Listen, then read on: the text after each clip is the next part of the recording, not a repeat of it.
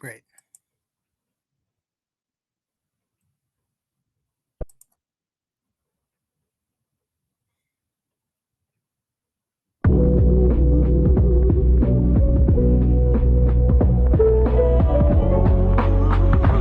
Ladies and gentlemen, we build on topics, whether conscious or cosmic. It's never nonsense, mega levels are microscopic. It's a Killah Priest project, AD control the rocket. Before we land the plane, many things we engage and explain. The unexplained, without mask. Welcome to the Killah Priest podcast. Killah Priest podcast.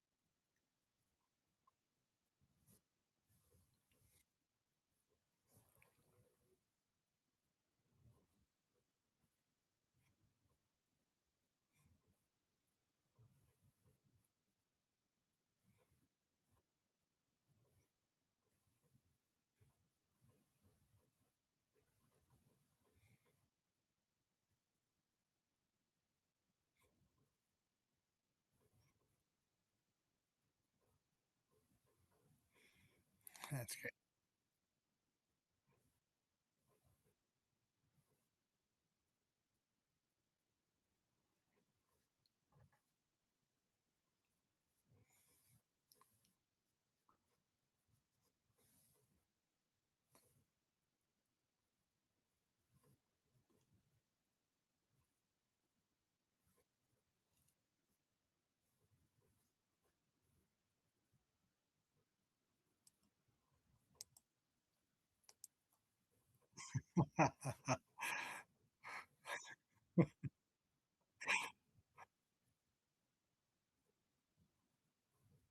I'm gonna 1, 2. What's up with my mic, bro?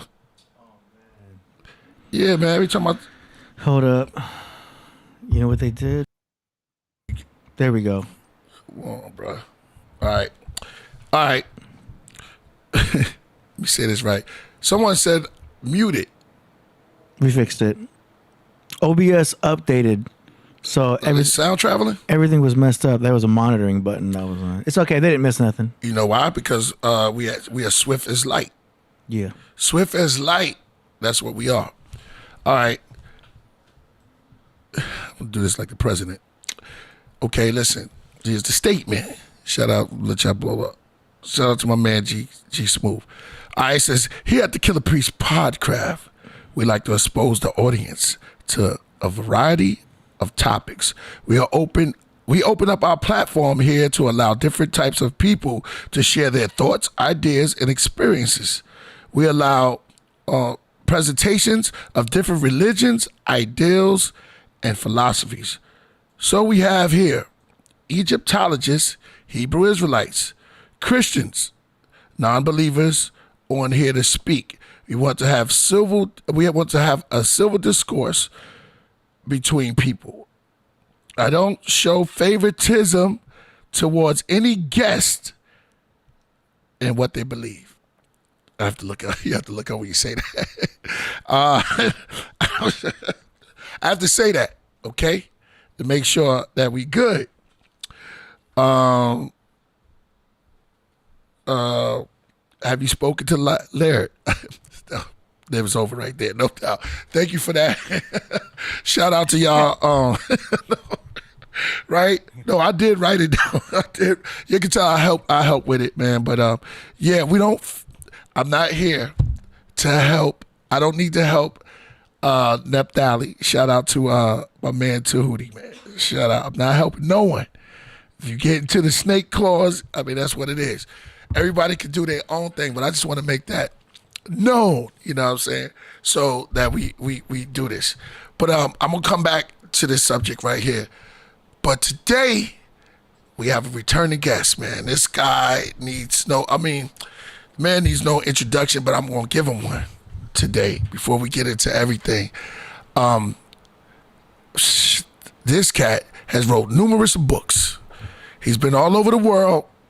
His knowledge is vast.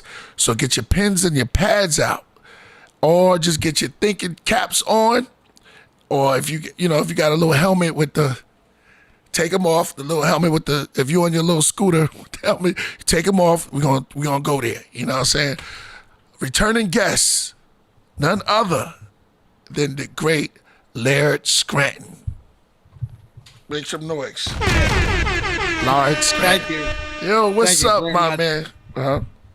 Thanks very much for having me back on. I just wanted to say my mother's birthday was 420. Wow. Man, that shit add up. Maybe that explains a lot. Yeah, exactly, man. Shout out. Wow, the synchronicity is crazy on this channel, man. For real. Shout out to you.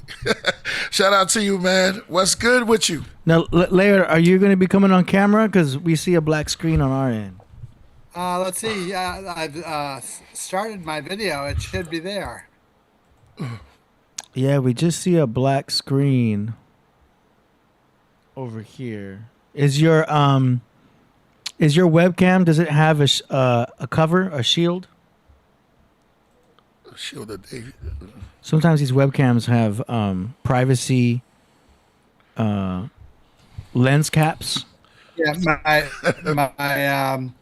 my video icon says that the start video icon is blocked. Okay, I clicked it. Now it's okay. It should bring up a picture. I still see a black screen. Okay, let's see. Well, I wonder if there's options here I can control. Now, there's no physical cover on your webcam? No physical cover on it. Somebody said no video. What's going on here? Don't you have a little cover on your camera? Yeah, but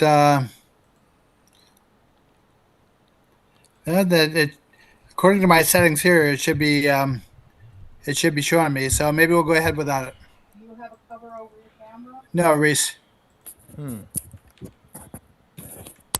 That's weird. Oh, there you go. There we go. There we go. Nice. Ah, there you go. What was it? It Something? just takes a while to register my image. That's all. Nice. All right, all set. You know, coming from the non-material side, it takes a little while. Wow, I like that, man. The non-material side.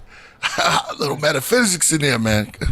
You guys are a lot busier than I am these days. You got everything going on. You're starting a tour in a few months, aren't you? Yep.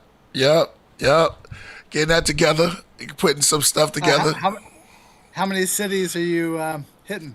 Looking right now, just looking at eight right now. Just talk about it, Wow. but yeah, eight is enough. That was a popular. Is that going to be strictly Wu-Tang music, or are you doing some of your compositions? Mine's too. So it'll be on the side of the clan. It'll be Killah Priest also. You know, we got things together and then we have things apart. You know, each of us is solo. Yeah. So yeah. So that's like 8/16. I mean, so you've been birthday. doing things like the anthem and things. I also Yeah. heard a rumor someplace you guys are going to be in Japan. Did that already happen? Nah, it haven't happened yet. Yeah, we're gonna do that. Yeah, definitely. I'm gonna be part of that. Yeah, exactly. Yeah, the Japan thing is gonna be crazy because I got some sencha that I have to get over there. That's one of my best teas. I like about Japan. They have a whole different style matcha and sencha. Are you a tea drinker? I am. Well, a pretty basic tea drinker. I drink green tea and oolong tea, and I used to have a pot of tea every night with my father, and we drink a different style of tea every night. We made sure it was change it up every night, and so I've tried everything. Right.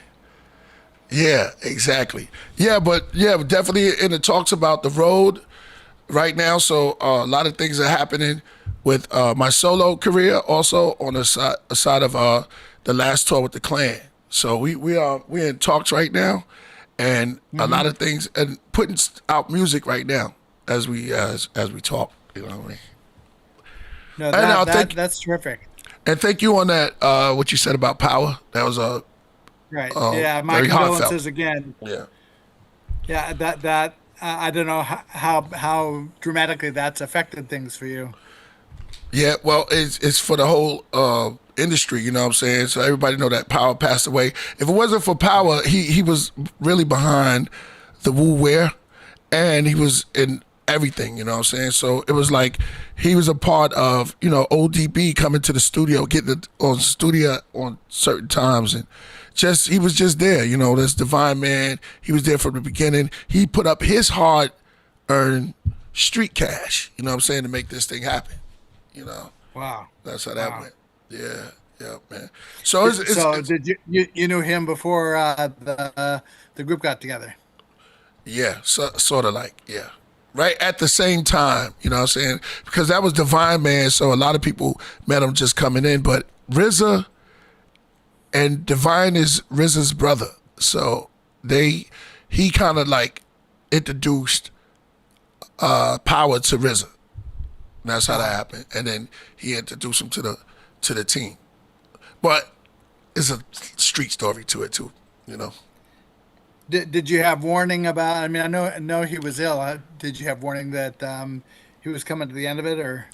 Somewhat, yeah. Somewhat. I caught it. Yeah, I caught it. You know, people don't like to talk about the sicknesses of that major. You know, right. I mean, about now everybody know it was the cancer. You know what I'm saying? Yeah. Pancreatic cancer.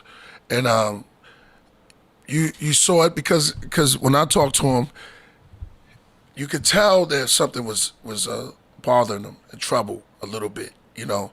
As the conversation was like a little bit, it wasn't him, you know. Usually he's up and he's like, yo, you know, this and that, but it was more of a spiritual conversation. I'm not saying that he's not a spiritual brother, but we didn't talk spiritual until that happened. We was talking some other stuff, and I thought changes that was the way you look at things, you know. Changes the way you look at the world. The mortality, mortality, and it was kind of deep, you know. We had a conversation, man. It was heavy, and he just let me know things, and I was like, wow, it was crazy. And this, he didn't even tell me he was sick, but I just knew there was a change in the convo. Yeah. That's my personal thing, you know what I'm saying? And there were some things that he did for me. Are you intuitive about people anyway? I mean, when you meet somebody, do you connect with them on levels other than just, you know, the normal physical, here I'm meeting you? Yeah, man. I have a sense of discernment, pick up things. I don't want to say that I'm always on point. You know, some things are changeable and you catch it later down the line, but you know, you weigh things. You know, you just weigh and balance. And all you can do that is in the weight of the conversation. One of my great builders, you know, I like to say, he said that that light is faster than sound. So some people appear brighter before they start speaking. If that makes sense. You know?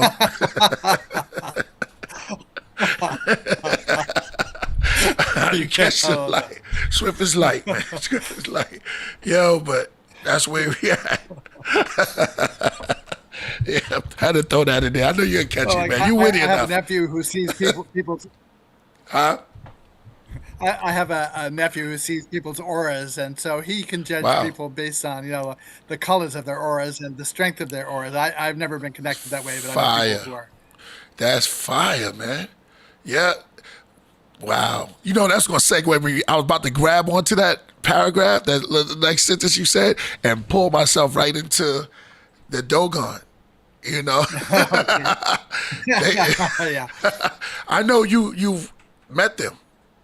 Have you talked to Dogon Priest? Tell us about that. If you did. No, actually, I haven't. The problem with the Dogon tribe is that they're like a lot. The way this esoteric tradition works, you got to know them. You got to know them like 30 years before they're going to talk to you about anything that's real. Right. And so That's real.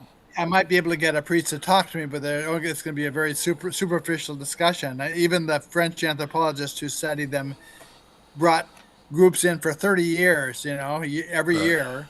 Right. Before the priest would really talk to him. Wow. So you just can't just walk up there like you know what I'm saying? I'm a journalist or anybody on site and just sit down and talk. That's deep.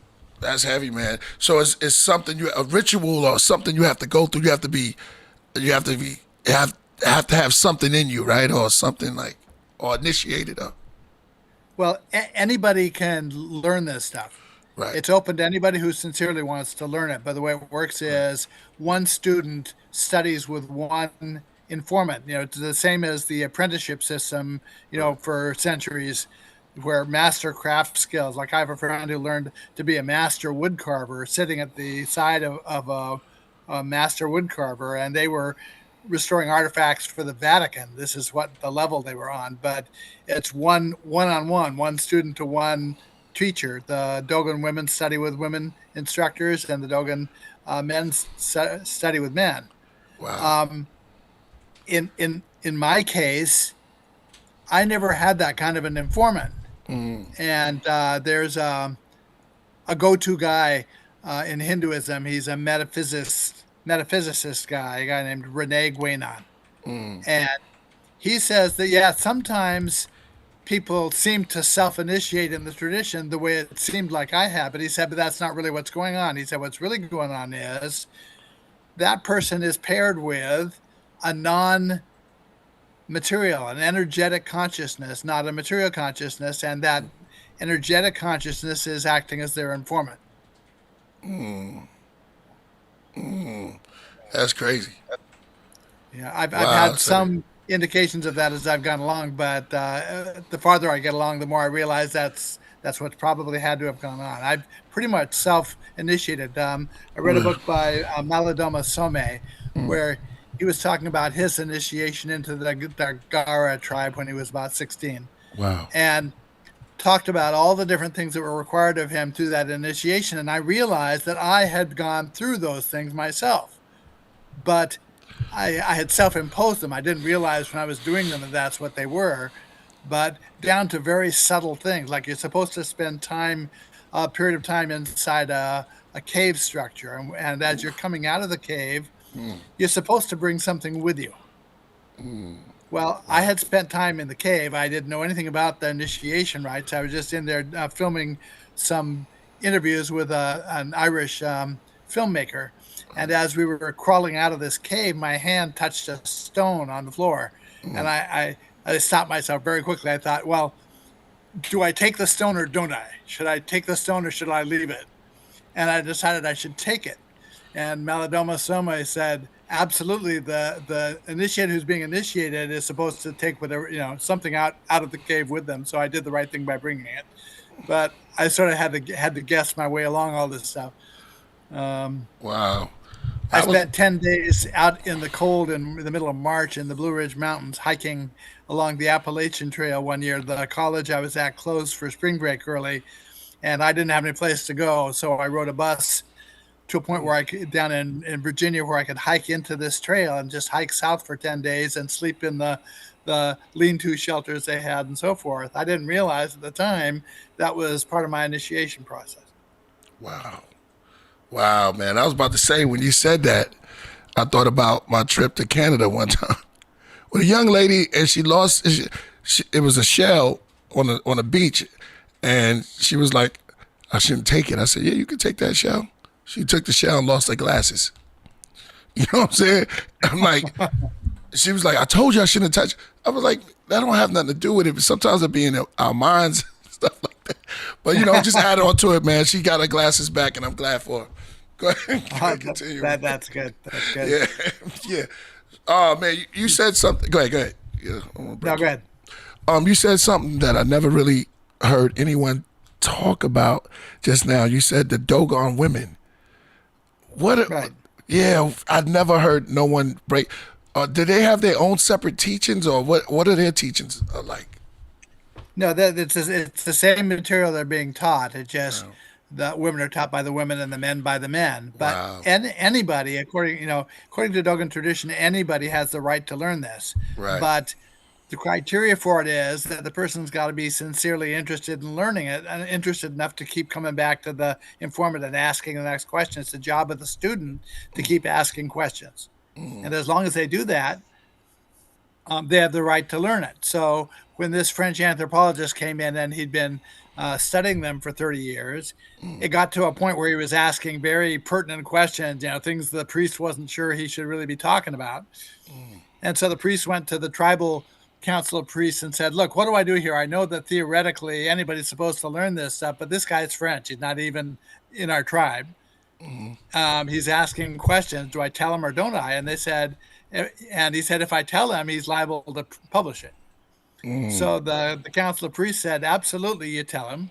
And this is material that everybody has a right to. It's not, there's no proprietary aspect to it. It doesn't belong to anybody. It belongs to everybody. And so he got permission from these priests to initiate the French anthropologist. And in the end, the anthropologist became an official citizen of the Dogon tribe. When he died, you were talking about hitting 100,000. When he died, 300,000 Dogon, actually 200,000 out of the 300,000 showed up for his funeral. Yeah. Pretty important. He was granted a heavy, Dogon man. funeral, a proper That's Dogon deep. funeral, and everybody showed up for it. Wow. Man, that's quite an honor. Wow. Yeah, really. Oh, I mean, man. for a European trying to gain the trust of this is a priestly African tribe. I mean, this is a high level group of people. Right. But they're also very isolated from the rest of the world, and not, you wouldn't expect maybe they would be embracing somebody who comes in from the outside like that.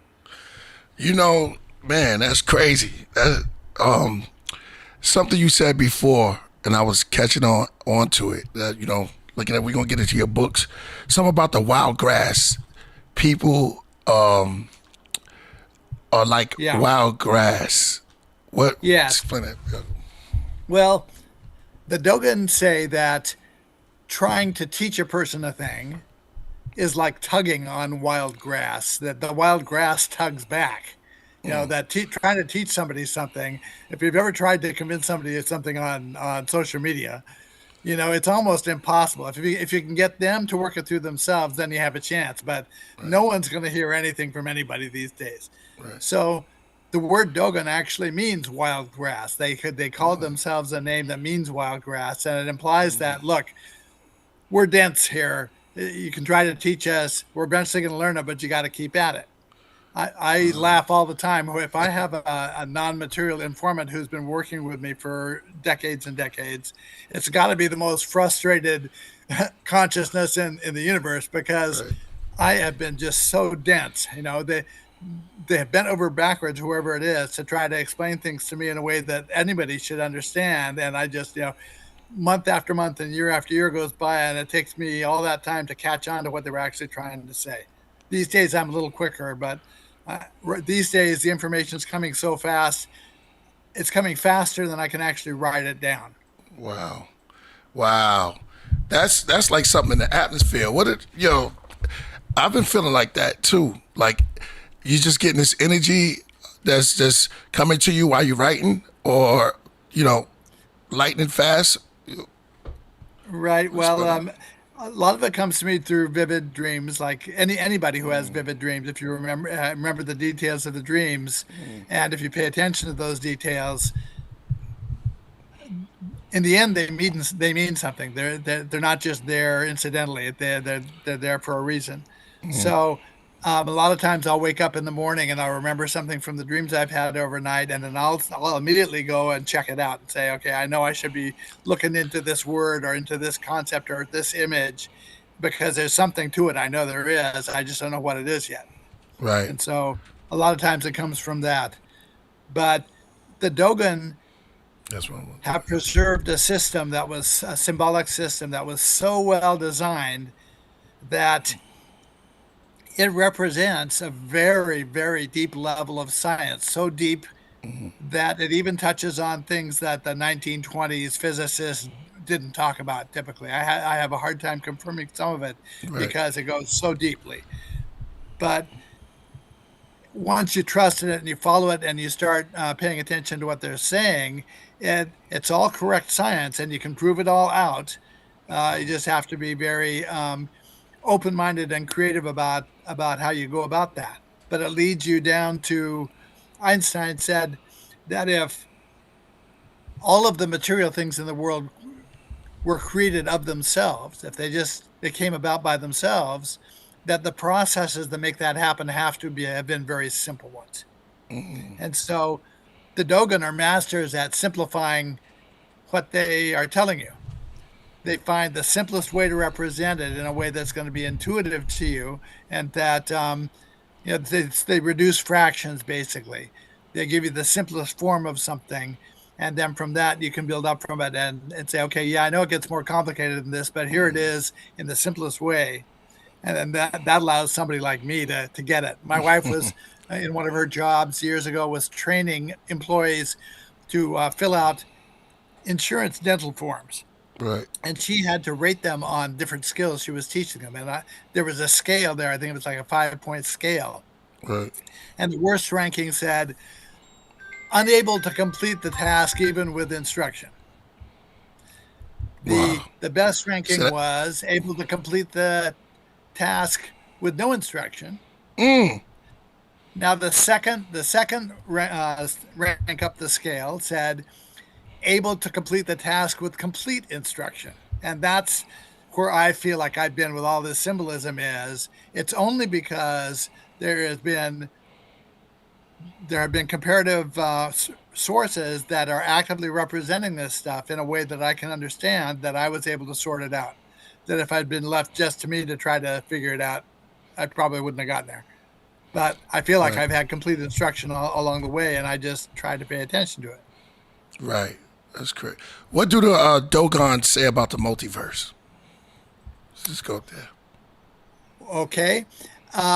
This is a complicated concept. Let's go. Basically, we're starting out. Okay, I don't know if you know about traditions in India. They begin with a philosophy called Samkhya.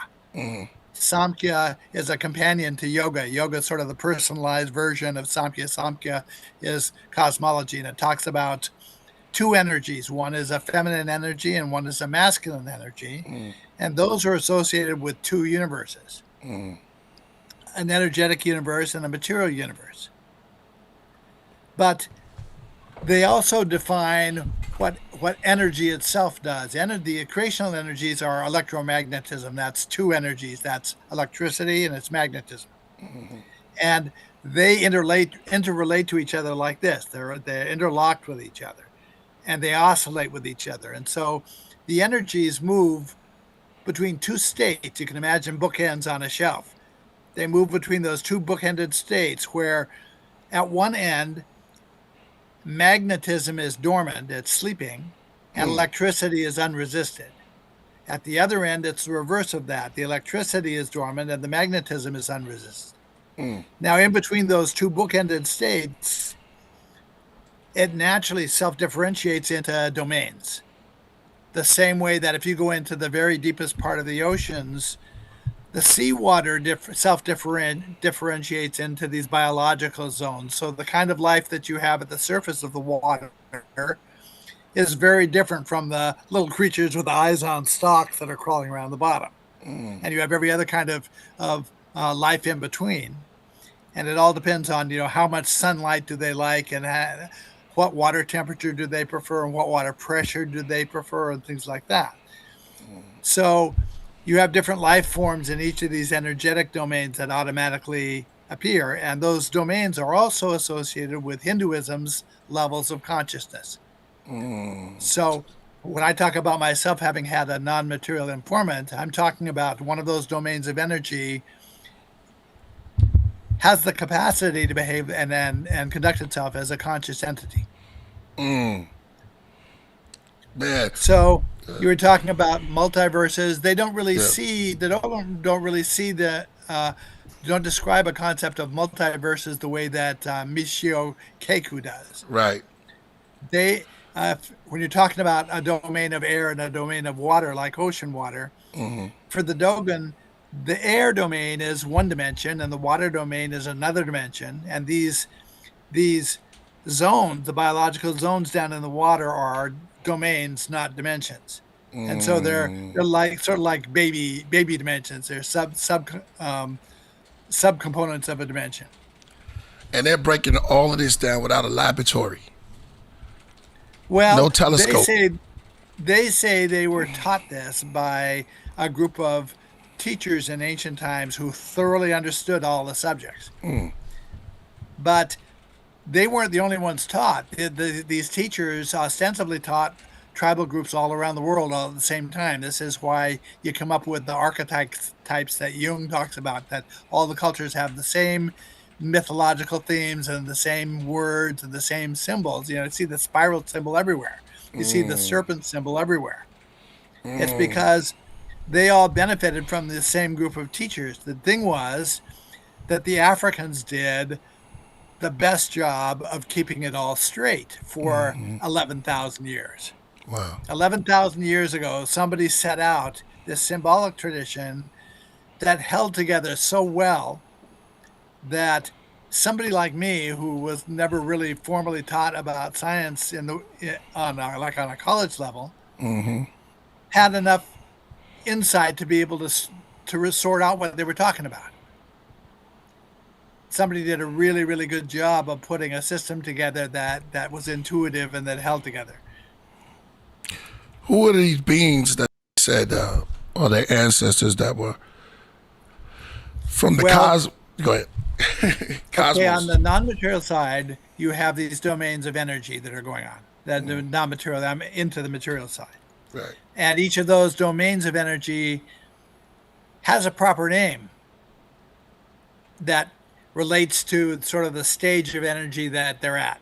There's a domain of energy that exists at the level of the two universes I was talking about, the energetic and the material universes. Those two domains interact with each other the same way that two hemispheres of a brain do, and they create a consciousness. And that consciousness has a proper name. And each of these levels of Hindu consciousness has a proper name. So in order for those to communicate among themselves, they have plasma orbs. There are three classes of orbs, energetic orbs, of the kind of orbs that we saw over New Jersey, December 2025. Every day you were getting reports about these what they were calling drones, but what that was really the concern was these energetic orbs, which are nothing to be afraid of. They're entirely benign. They're there to help us. But the main purpose of those orbs is to communicate between the energetic domains of consciousness. They're called Aku orbs. The Egyptians called them Aakhu. The Dogon, the modern day, thousands of years later, they refer to them as Ogo, O-G-O. It's sort of a corrupted version of the word Aku. Aku. And those Aku orbs are defined by the ancient Egyptians as an energetic form of consciousness for life.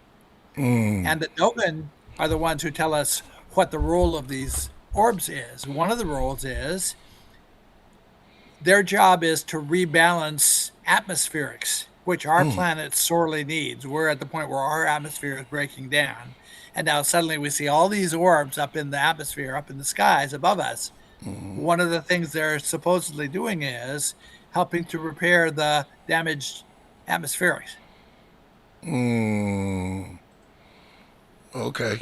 And that's like Now, the name Aku or Ogo comes from a word that means messenger, which is the same meaning that applies to the Christian term angel. Yeah, let's think that. Yeah. Except that these plasma orbs are little balls of energy. They don't under certain circumstances, they can sort of look like they have wings, but they're not at all the same thing as a Christian angel is. Right. But they're just as benign as a Christian angel.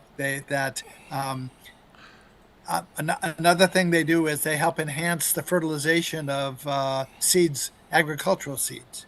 That there was a man named John Burke who spoke at some of the conferences I spoke at, who did scientific studies of the chambered cairns and the pyramid structures around the world. And he did very careful testing, scientific testing. He control tests where he would take, a subset of the seeds into the cairn for a period of time and expose them to the energy inside the cairn. Right. And then he would plant them alongside all the other seeds that hadn't been there, and discovered the ones that had been exposed to the energy were far more productive than the ones that hadn't been. Wow. The plants grew bigger and they grew faster and they had more fruit on them and things like that. Wow. Just looking at the planet in space, how that correlates, that's heavy right there. The Dogon, Right. yeah. So And sacred, the Dogon do the same thing. They'll put their seeds in a basket and take it inside a rock cave that has a lot of the same energetics and leave it there for a period of time, and then that'll improve their agricultural yield. man, science. Did they write any? The Dogon are master farmers. They can do things other people can't. The only ones who come close there's a group called the Maori in New Zealand who came out of the same tradition and have a lot of the same stuff. And they also have all these same agricultural tricks. For example, the way that the Dogon create wells. They live in a desert country where the ground is not very easy to grow food in. But they dig trough-like wells into the dirt in a particular way and prepare it with fertilizing manure and things like that. And they end up producing 500 times as much produce as a result of these techniques they use. It's basically organic farming. The same organic farming techniques were used on Orkney back in around 3200 BC. This is where these concepts were taught to people. Wow.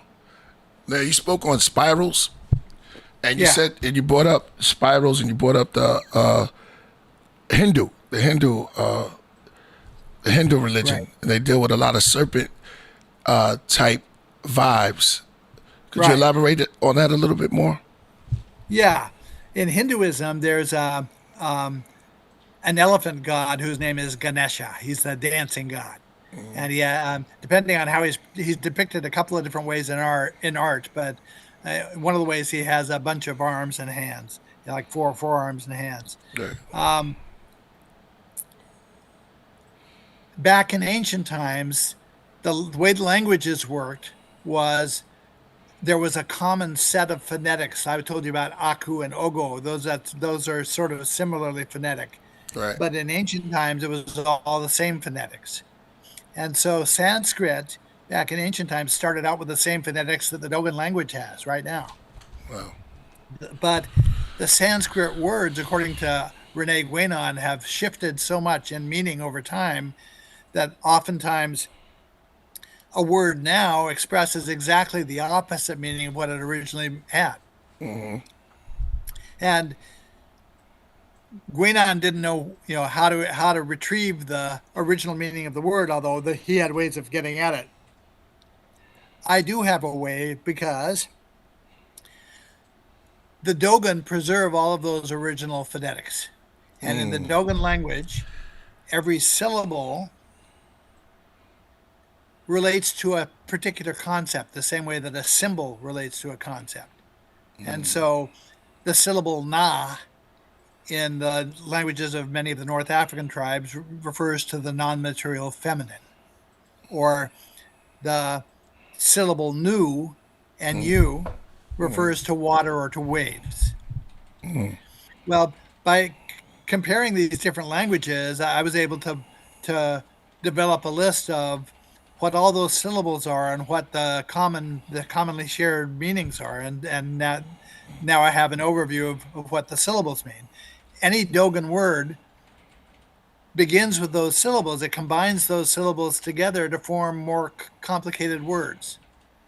So the word Amma, who is the name of the Dogon, the closest thing the Dogon have to a god, although you learn when you pay attention to the myths and to the language, Amma really represents scientific concepts. But Am is a syllable that refers to knowledge.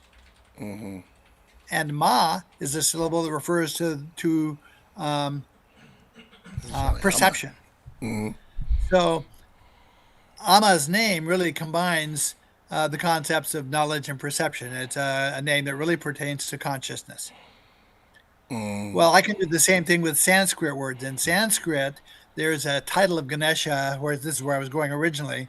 Ganesha in Hinduism is one of his titles is Ganapati. And in Sanskrit, what that means is the Lord of the Ganas. A Gana is a term for a big cultural gathering like a baptism or a funeral. So Ganesha is the Lord of the Ganas. He's the Lord of those gatherings, which doesn't tell us anything scientific, but it sort of defines a place for Ganesha. If you go to the Dogon language, Gana means world, and Pa refers to the act of turning in an expanding space. It's the definition of a spiral.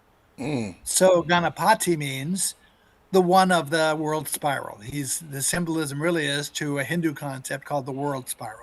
This is something that energy does as matter is forming. It passes through this stage where it spirals. Wow. So even though if you went to a Dogon village, you wouldn't see anything that said, that screamed, this village is Hindu, because it's not. There's no Hindu gods. There's no Hindu celebration, nothing. But all of their symbolism ties out to Hinduism the way I just said Ganesha does. Yeah. That there are multiple links in the Dogon culture that explain what Hinduism is about. I referenced a professor from Yale University whose focus was on Ganesha and Hinduism, and she just knew that somewhere in the world there was a kind of a template for what this religion was about. If she could only find it, she could explain what Ganesha was about. Unfortunately, she died before I could make contact with her because the Dogon culture, their culture is that template. Everything about Dogon culture symbolizes something. It symbolizes, and the only thing that they're symbolizing are these creational energetics. Everything is about the energetics. And you wrote a book on decoding the symbolism, right? Yes, I did. And I wrote a book about the teachers, the group of teachers who put this together. The book about the teachers is called Primal Wisdom of the Ancients. And what I'm focusing on is all the little things that demonstrate to somebody like you or me that a really masterful set of teachers were involved here. The things that they thought to do were the same things that all of your best teachers in school did. If you had any teachers that you really liked and you thought they were better than the other teachers, you could point to things they did that made you think that. And it's pretty sure that this group of ancient teachers did the same things. Nice. For one thing, they make it easy to understand a thing by comparing one thing to another. It's called an analogy. Or a version of that is they emphasize opposites. If you know what hot is, it's a lot easier for me to explain what cold means. Right. Interesting. That was great. Thought you froze up a little bit. Right. So all of these groups learned from the same teachers. They learned 8 students at a time. It looks to me like they were taught on Orkney Island north of Scotland. Right. And every classical religion you can think of, Hinduism, Buddhism, Judaism, the Dogon religion, the religion of Dionysus from ancient Crete, the Canaanite religion from the Near East, the Shakti cult religion in the Near East. All of these all the religions of Scandinavia and so forth, they all look like they originated on Orkney in this period of time from 4000 BC to about the start of the Egyptian dynastic Egypt around 3000 BC. Wow. What do they say that they come from? The teachers began as Aku orbs. Originally, they were non-material consciousnesses. Right. But what was going on is you have a flow of energy from the energetic domain to the material one. So as time goes on, the material side is getting more and more material. There's more and more matter. And the energetic side is becoming less and less material. It's more and more energetic. So it ends up working like an hourglass, where you start out with all of the sand up in the top globe of the hourglass, and it slowly filters down through the hourglass into the bottom globe. But what's really shifting is energy and mass. But beyond that, Einstein says when a thing gets more massive, its pace of time slows down. So as that sand is shifting between the two universes, the pace of time is changing.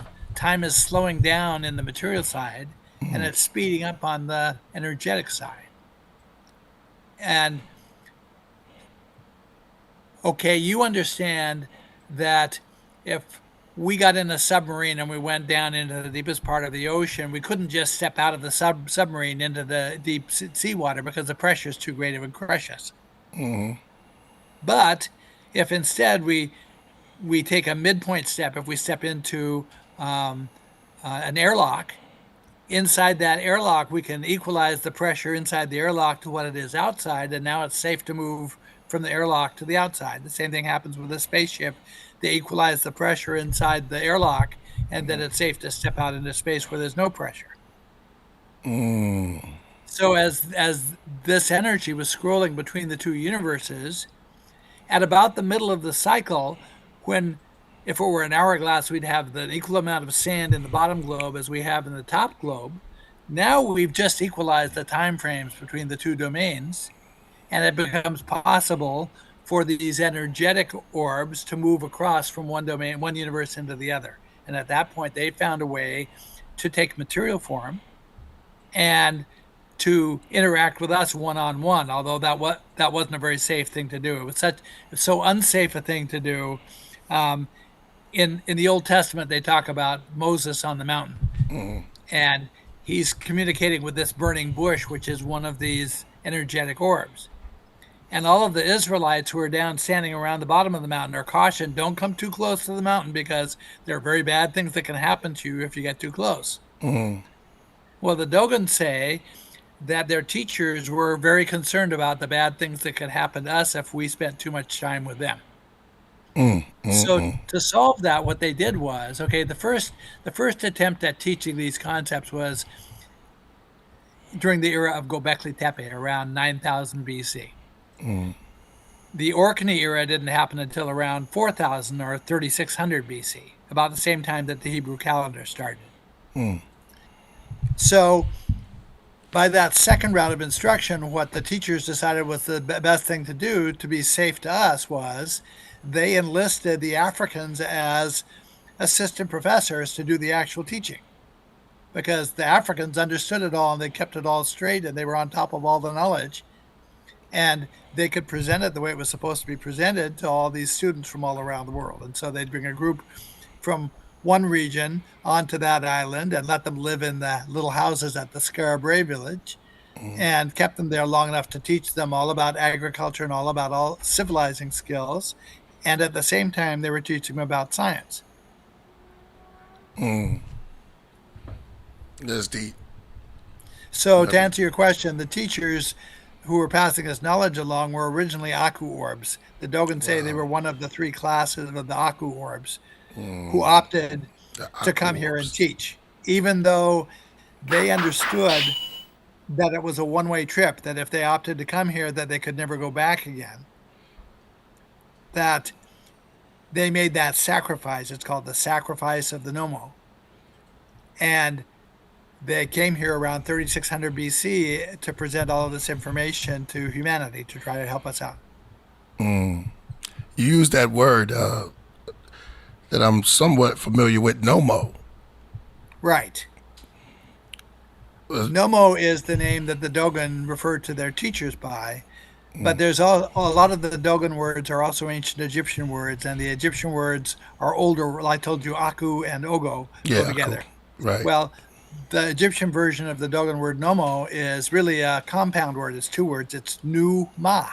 Nu refers to waves, and ma means to perceive. So Numa literally means waves perceived, which is exactly what those teachers were. They were energetic orbs that now that they had been materialized were now able to be seen and able to be interacted with. Wow. I know you're familiar, man. You're going deep with this. There was a tribe or some type of a society, Darchajit. Am I saying it right? Darchajit. And it's crazy because Dar is like a Hindu word. Right. Yeah. And I was trying to connect that little dot there. Is there any connections with that? Well, there is, but to get at it, I would have to dig into what the original term was. A lot of times the words that are used to describe things for us, Right. some anthropologists or some archaeologists made up. Right. Maybe they named it for a little village that was nearby, or maybe they named it for their best friend, or maybe they had some other reason they were naming it this thing. Right. So the trick is to try to get back to what the original word was. If you can do that, then Confucius tells us that at 500 BC, he was very upset because he could no longer count on ancient Chinese words to do what I say the Dogon words do, which is every word defines its own meaning. Right. He could count on that before that. And with that, there's no guessing about what all these ancient words mean. You don't have to have a theory. Right. The word itself defines its own meaning for you. And Right. at that point, you're on firm ground to say, well, here's what they meant. Right. See, to listen what the people said themselves. That's what I like to do. Say what they spoke about themselves, like how they felt about their gods and things, for us putting our 21st century or our ideas to it now. Right. Now, the Dogon, I say, go very, very, very deep with the references they provide. They start out by saying, you know what?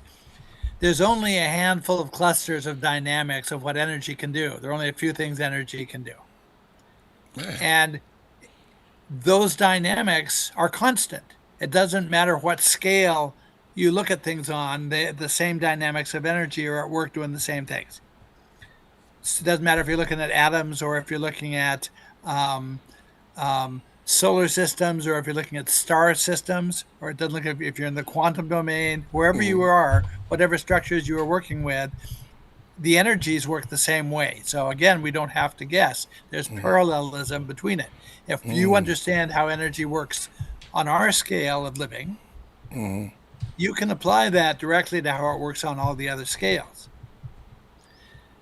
So one of the first structures that gets created, material structures that gets created, is the hydrogen atom. I'll try to explain to you how a hydrogen atom comes about. This I had to get at by comparing what a number of the different ancient traditions had to say about it and what their language had to say about it. What happens is that everything begins as pure energy. At a certain point in that domain of pure energy, there's a circuit of electricity flowing that's perpetual. It'll go on forever if you don't interfere with it. Without adding any energy to it, it'll just go on forever. But every so often, a random interruption will happen to the circuit, or some outside influence will disrupt that circuit. And when that happens, there's a potential to create a spark. And that spark does something.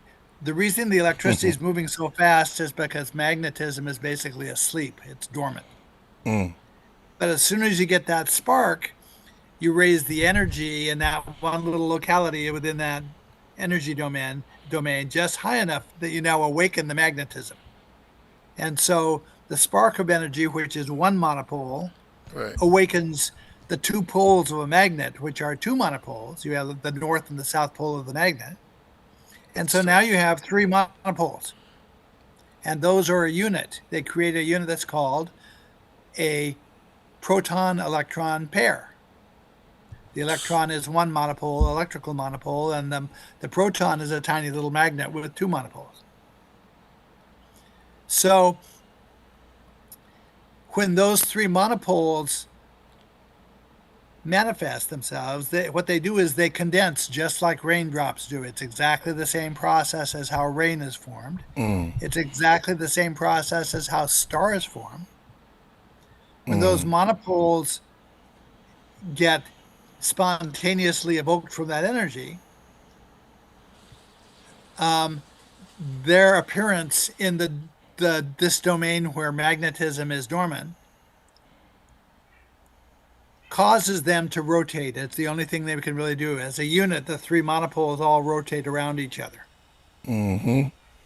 Now, magnetism, magnetism, that if you have two magnets that are aligned the same way, we have the north poles in the same direction, the south pole in the same direction, they pull together. But if you flip one of the magnets, now they're called anti-parallel and they push apart.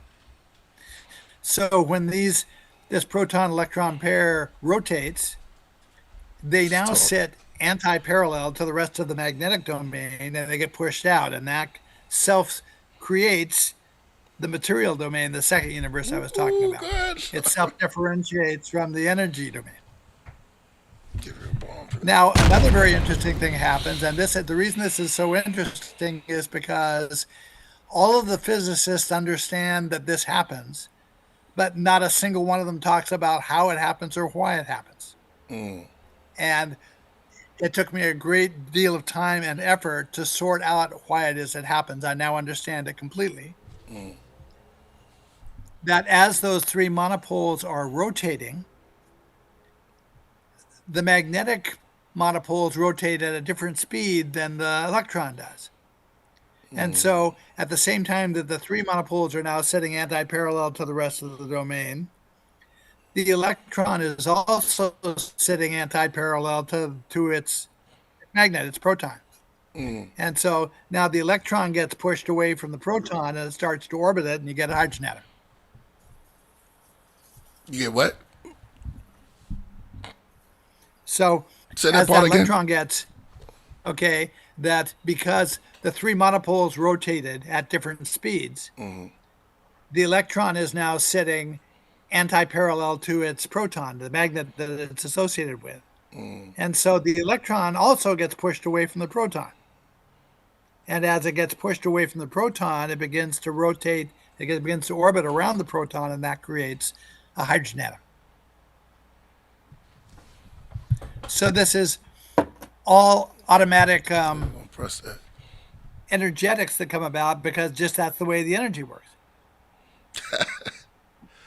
You just dropped the bomb right there. I give you gotta have a drink when you drop something that heavy.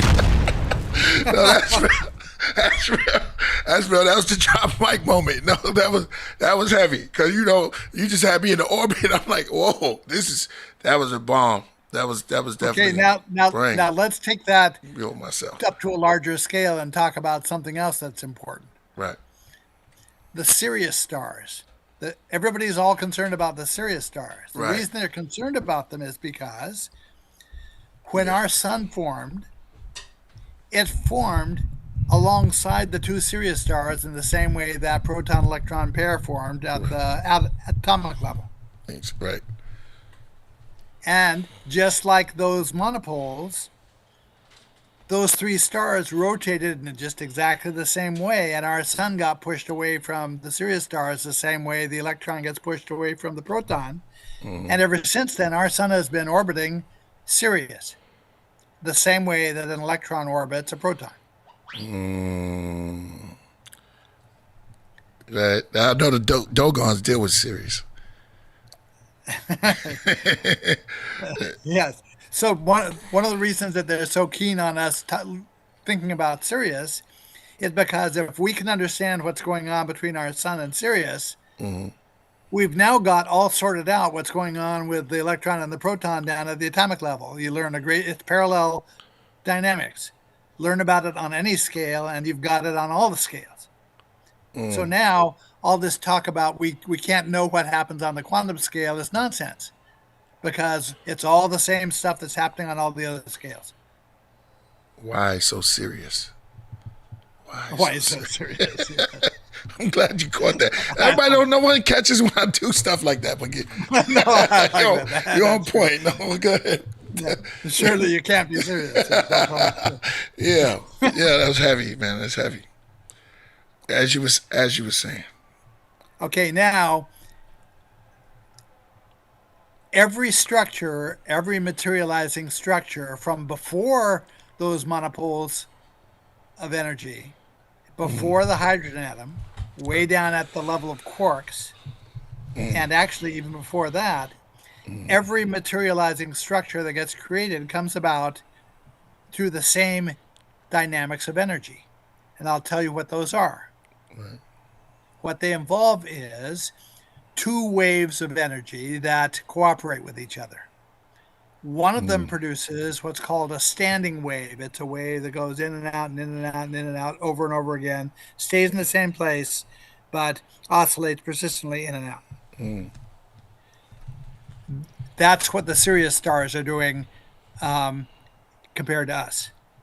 The second oscillation that gets created is called a traveling wave. That's what the electron's doing around the proton. It's traveling in a line. The proton's energy is moving in and out and in and out, creating a standing wave.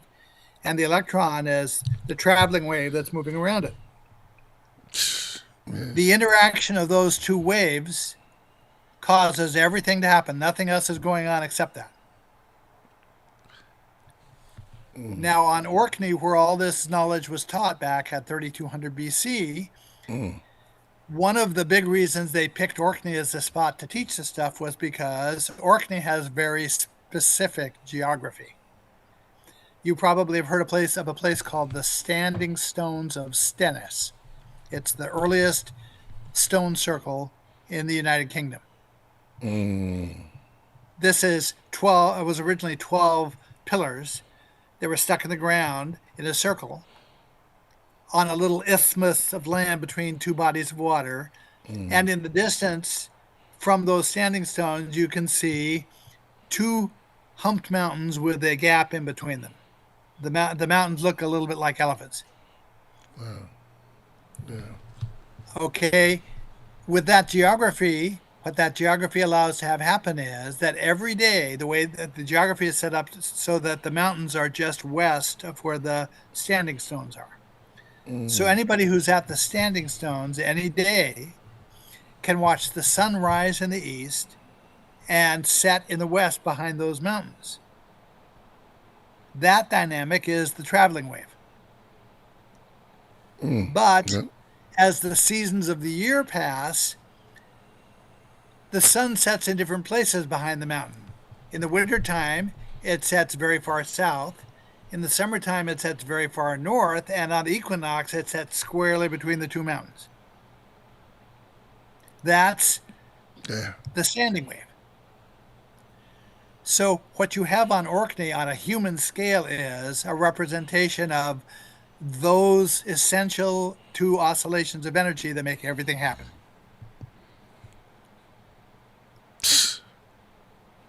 I'm quiet. You just dropped. You took me all the way out there. That is science right there. Right. Now, to make matters better, when the ancient Egyptians graduated from Orkney a couple hundred years before dynastic Egypt, they went to Egypt, and one of the first places they established was at Abydos.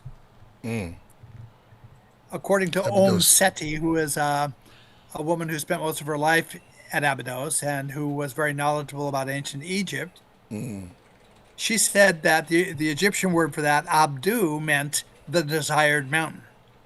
And Abydos sits in the same kind of a view of the same kinds of two mountains with a gap in between them as you have on Orkney. Yeah, looking out of my window, waiting for things to change. It's temporary laid off. Damn, we still just chilling when looking out the window. This is some heavy stuff, bro. For real. No, but people like don't get in touch with this type of knowledge and that it exists, and we're just walking around bag potato chips. Well, I mean, Heavy, this right? is the It's you heavy. described the state of my life for the last 30 years. Every day Right. is like this. That to the point that I think my family is so bored with the new revelations of information that they just sort of take it in stride. Right.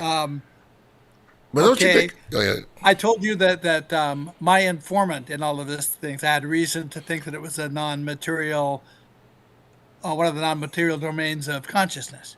Right. Each of those domains has a particular name. I'll get to what some of those are. At one point in the late 2000s, John Anthony West, who was the Egyptologist who worked with the Sphinx, he thought the Sphinx was older than anybody's head. He emailed me and he said, there's a name for the kind of a study you're doing. It's called the Bridge of Sirah, Sirah.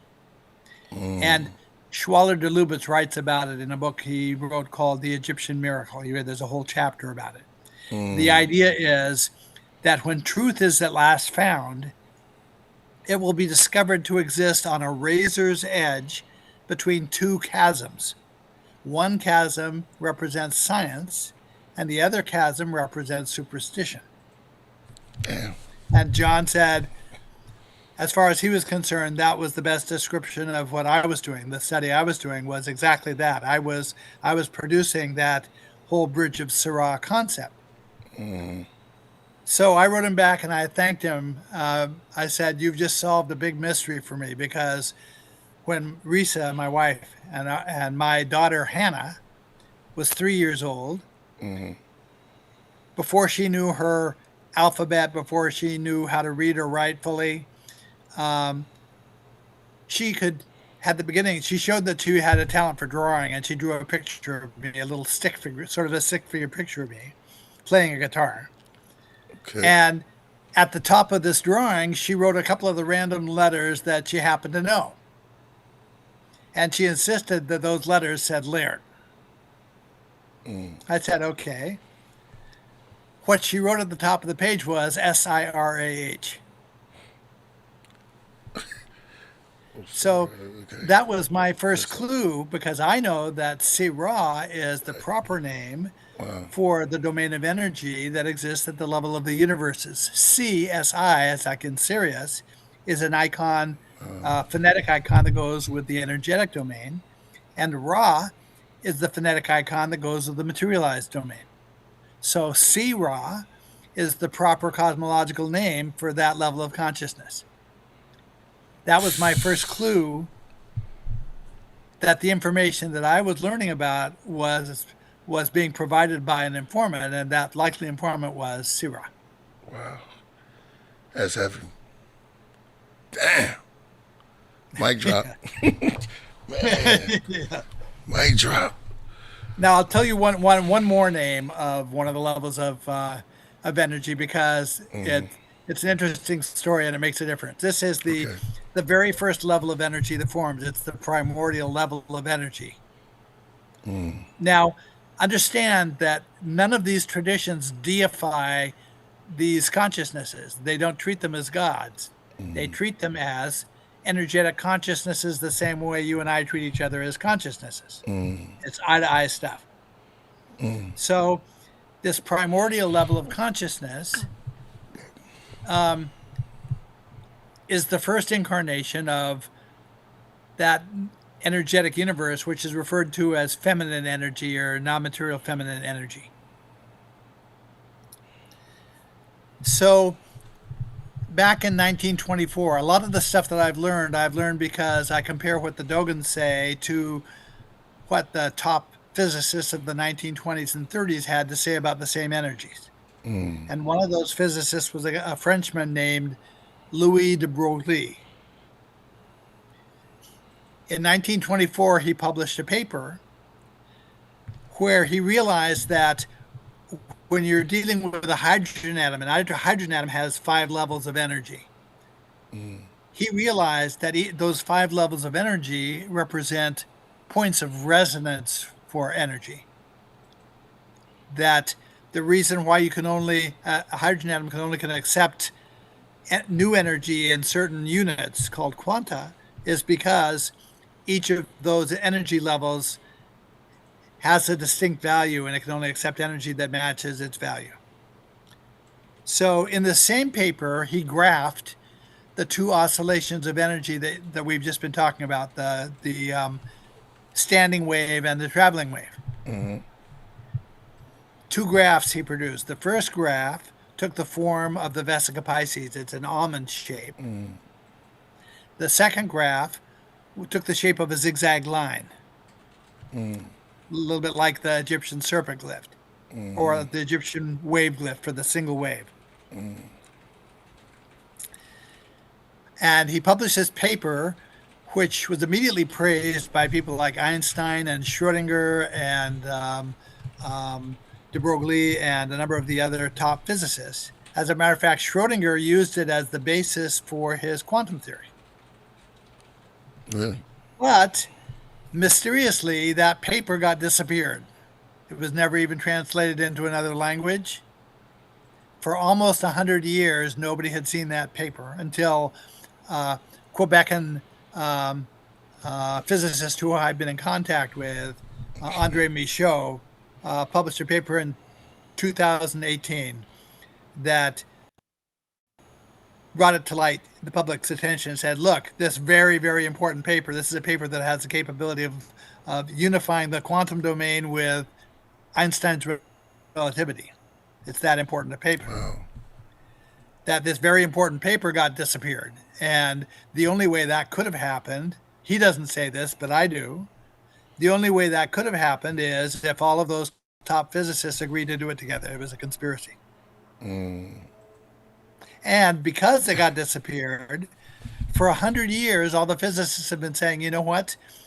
Energetics in the quantum domain are only probabilistic. They're not causal. They don't come about because of anything real that happens. They come about, you can only guesstimate where the electron's going to be. It's statistics. It's not real. But de Broglie's paper illustrated exactly how it is real. It's the interference of these two waves together that causes it all to happen. It can only be causal. It can't be statistical. So he graphed those same oscillations of energy and said, these are the oscillations that govern a hydrogen atom. So I realized that the two shapes of his graphs were the shapes of Egyptian hieroglyphs. So I thought this is way too important a concept not to have been written about in the Egyptian hieroglyphs. And I started going through the dictionary looking for words that were written with just those two glyphs. Research is crazy. The first one is written with the wave glyph and the almond-shaped glyph, which is the Egyptian mouth glyph. And because the Egyptian hieroglyphs don't have their vowel sounds written, Budge, who put together the dictionary, Yeah, I've heard that name. he guessed that the way the word was pronounced was Ren, because R is the sound that goes with the wave glyph and N is the sound that goes with the mouth glyph. So he says this is going to be pronounced Ren, and he considered it to be what he called the divine name. Now, I know that based on the comparative phonetics that I was working with all these different cultures, that the proper phonetic, the proper syllables that go with those shapes should be RE for the wave glyph and NA for the almond-shaped mouth glyph. And so the proper pronunciation of the word should really be Reina. As what Budge is calling the divine name, even though the traditions I work with don't treat it as a god, it's science. Reina literally means energy of the non-material feminine. So now there's a second word in the Egyptian language that is also pronounced Ren, written with the same two glyphs. And it serves to define an icon for this primordial level of energy that I call Reina. It defines a picture, like an Egyptian glyph that to my way of understanding, becomes the icon of that feminine energy. And what the icon is, it shows, is a birth mother holding her newborn baby, infant, up in her hands like this, and them first regarding each other. It's like the first time they've ever seen each other.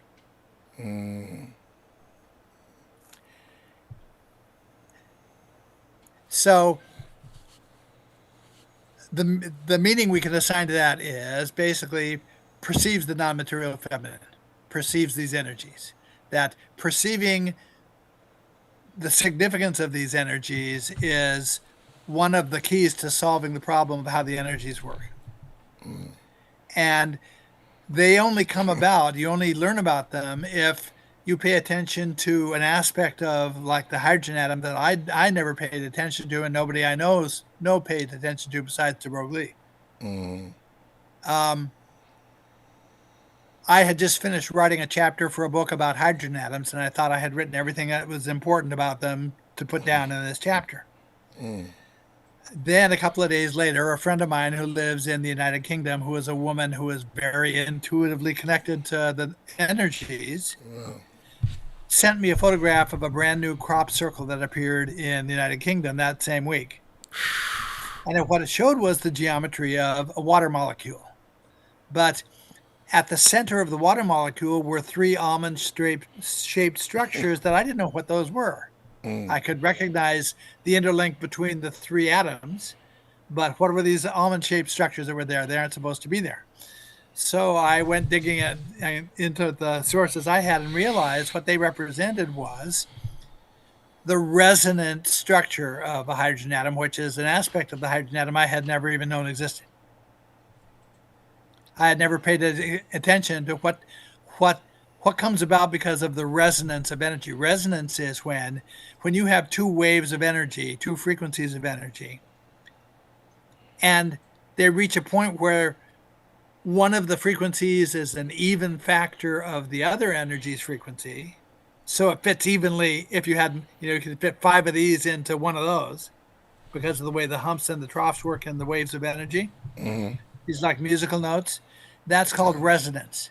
And it's hugely important. All of the major things that happen with materializing energy happen because of resonance.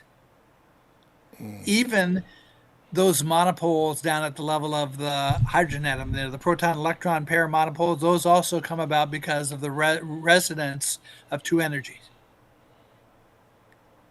A particle in motion is moving.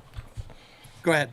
No, I'm saying, no, you dropping it. I'm just shaking my head and like disbelief and belief at the same time as your wisdom, man. It's just fast. So Reyna is, we get only a few clues about who Reyna is because each of these domains of conscious energy have personalities. We get some clues as to what kind of a personality Reyna is, partly because of what her icon is. Here, her icon is a woman holding up her newborn baby. How much more benign than that an image could you imagine? Another image we get of her, I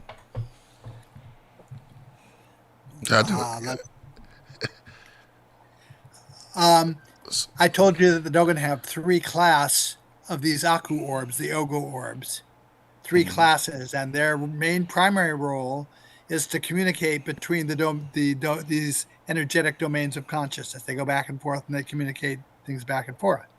The orb.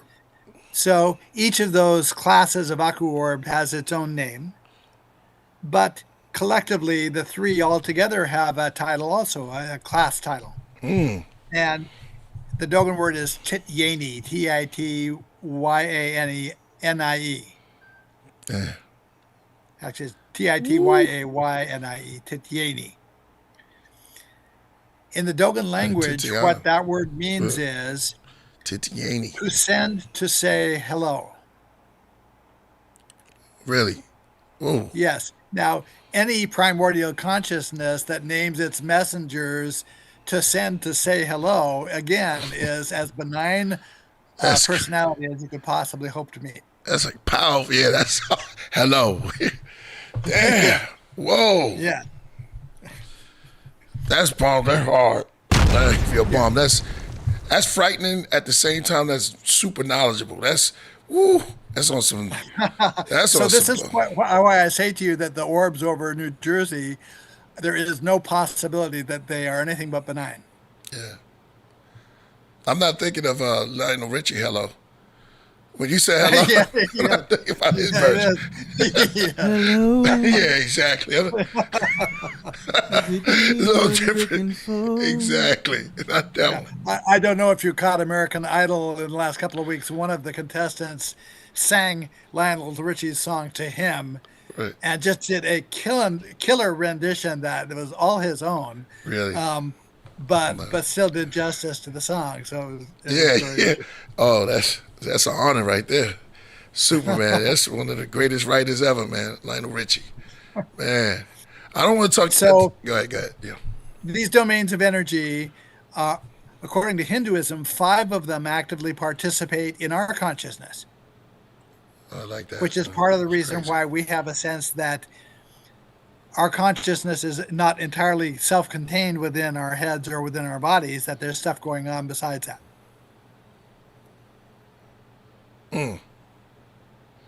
Now we have to back up a little bit. I was talking about the 2 oscillations of energy. Yeah.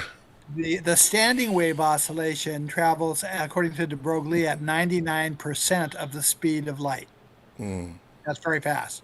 Yeah. The traveling wave, the traveling aspect of it, it's only at 2% of the speed of light, much slower, and it's linear and sequential. What that sets up is the answer to a confusion I had when I was studying the Egyptian hieroglyphs, because the Egyptians have 2 glyphs that represent a concept of time. Why in the world do they need 2? The reason they need 2 is because time has 2 aspects to it. And those 2 oscillations define the 2 aspects. One of them moves so fast that de Broglie doesn't consider it real to us. He says to our senses it's theoretical because we can't measure it. The other one moves slow enough that we can measure it, and so it has reality for us. And so the first one that's moving ultra quickly, from our perspective, it's moving so fast that every event that occurs happens at once. Because this thing is moving back and forth so fast, every event that happens at once. The traveling wave moves slowly enough that things happen in a sequential order, so that's the linear time that we experience. And together they create a situation that's called quantum coherence. Quantum coherence is the same thing as a jazz combo. In a jazz combo, every player in the combo has latitude to play whatever they feel like. But it's got to be in harmony with the broader piece that the entire group is playing. Damn. That's the way time works. And if you've ever had a sense, like of clairvoyance or whatever, that some indication that all things happen at once, or it's possible to know the future or to know the past, this is how that comes about. I now have actually positive proof that whoever put this system together had knowledge of how we call things and how we name things. The waves of energy that are ultimately responsible for all these different structures forming up the way are called Alfven waves, ALFVEN. What they really are, they're little threads of dormant magnetism. This is pre-magnetism. It's also pre-electricity. But they're like threads. They compare to threads of flax, and they are locked into the plasma energy. And wherever the plasma energy goes, the threads go with it. Until the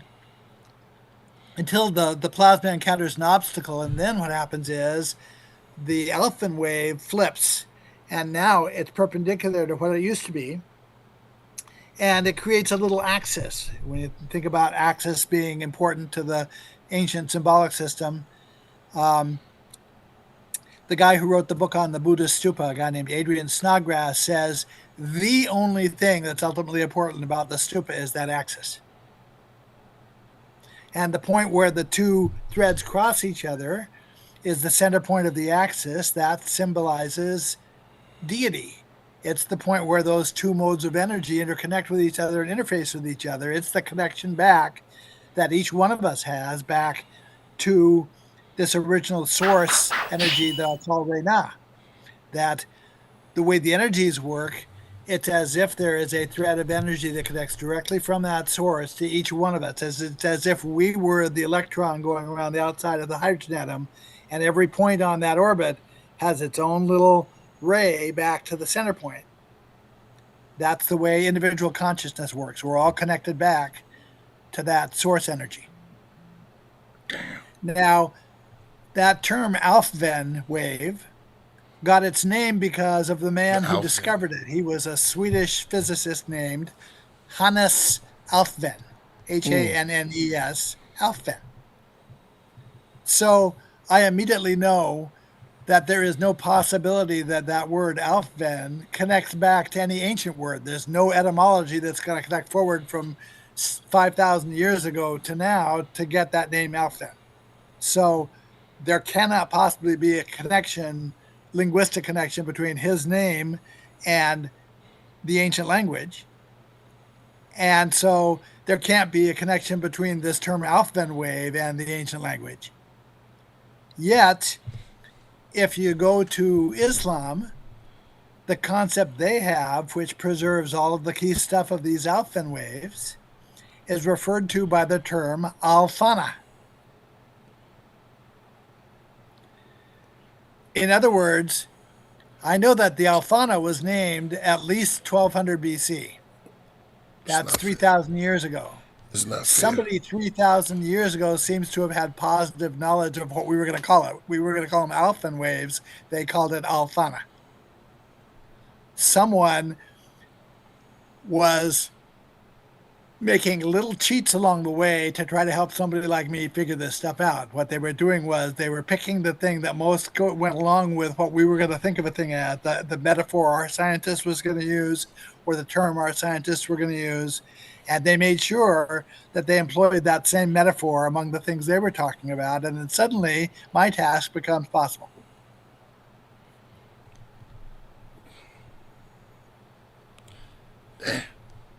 It's not fair, man. It's not fair what you're doing right now, man. You're dropping. This is not real. Man, this can't be. You're dropping some science. Oh my God. Laird, that's why I'm a fan, man. It's like, well, I'm even bigger. It's neutral. You're not the only musical person that I have a mutual fanship with. I went to see a concert. Yeah. There's a club near us called the Cafe Lena. It's the longest continuously running musical venue in the United States, folk venue in the United States. But they cover all sorts of music. We're going to see a top jazz singer there on Saturday night. Okay.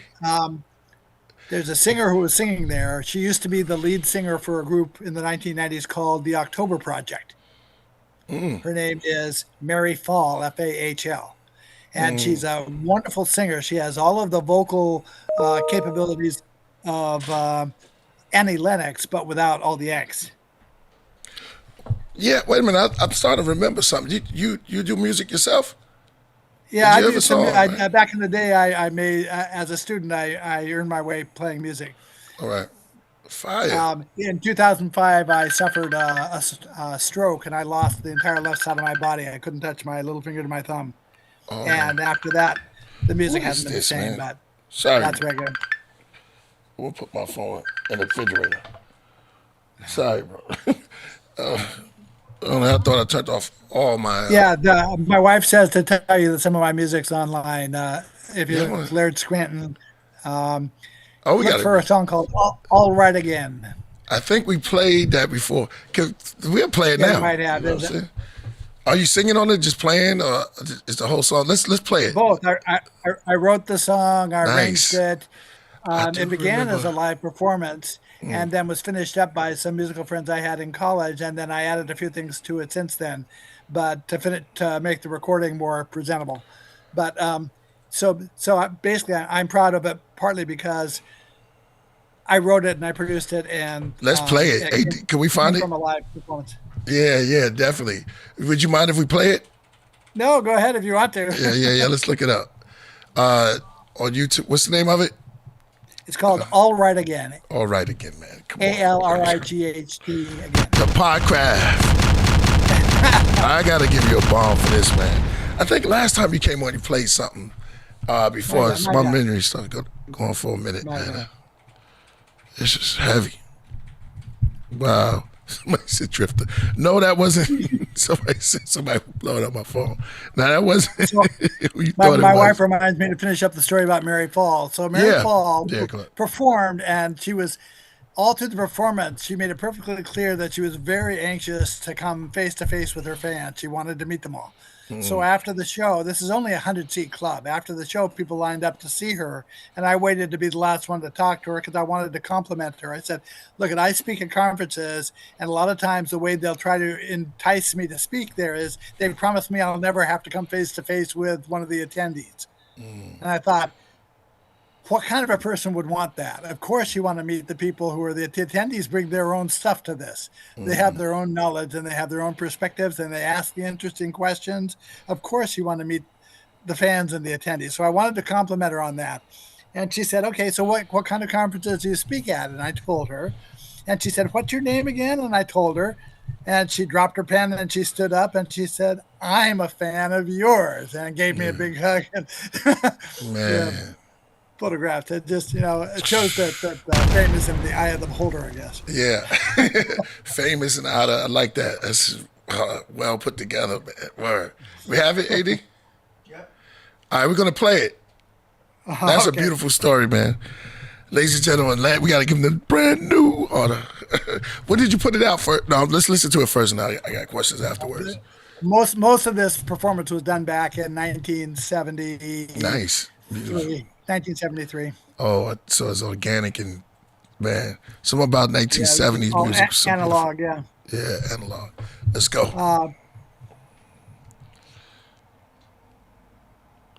Y'all getting it here first, man. Lar Scranton.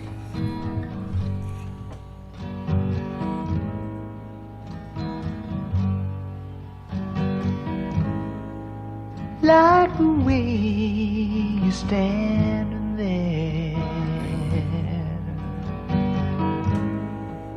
moonlight shining on your head, silent eyes saying so low in the night, it's gonna be alright again.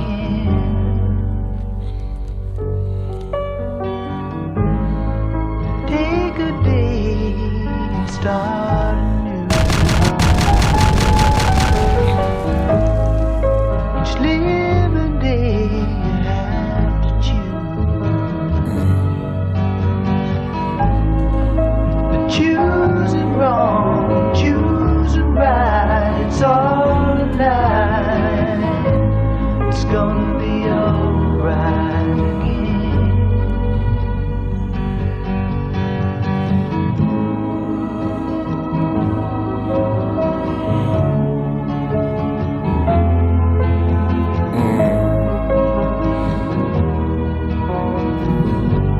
Pretty good. I love that sound. What? Though it's hard to make a change, keep on trying all the same. Don't try so hard when your mind made you blind. My heart, man. Yeah. It's gonna be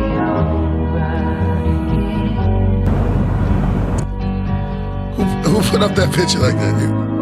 Don't try so hard. That's hard. Made you blind. It's gonna be alright. Yeah. Man, I love that music. Wow.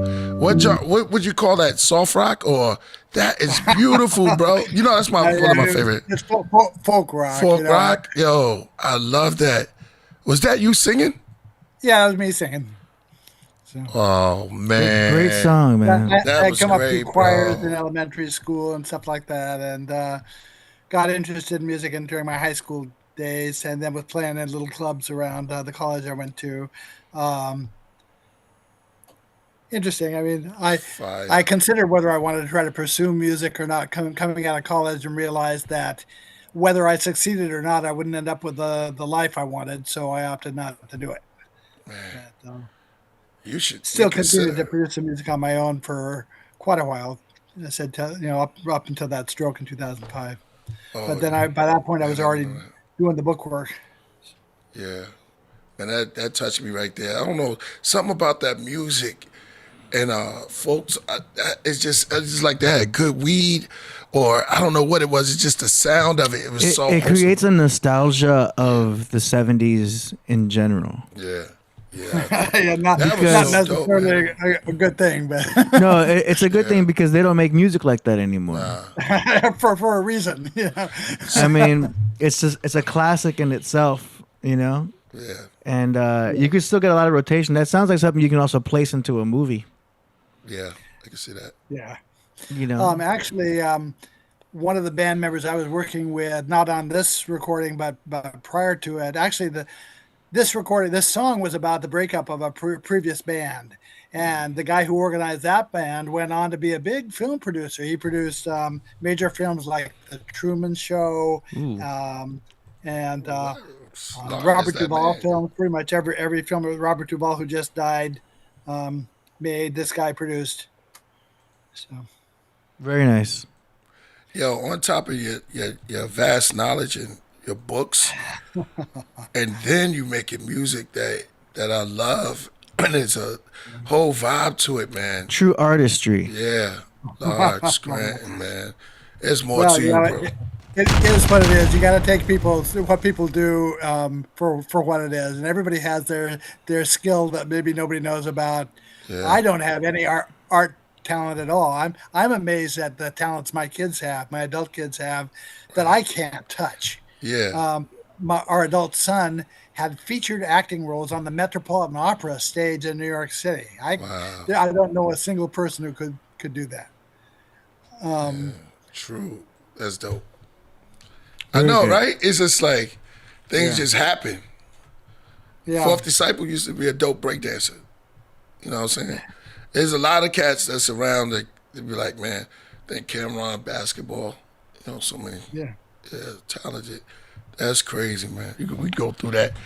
Yo, you dropped so much jewels. What's your next book? I mean, what you got going on right now? Like, you have any new books? I'm finishing up a manuscript right now that is really ready for publication, except it's waiting for a final edit. Mm-hmm. And then after that, it shouldn't be too many months before it's out. It's called The Third Eye. But the thing is that the focus of the book is on all of these same energetics that I've been talking to you about. Mm-hmm. That's what I wanted to get into. But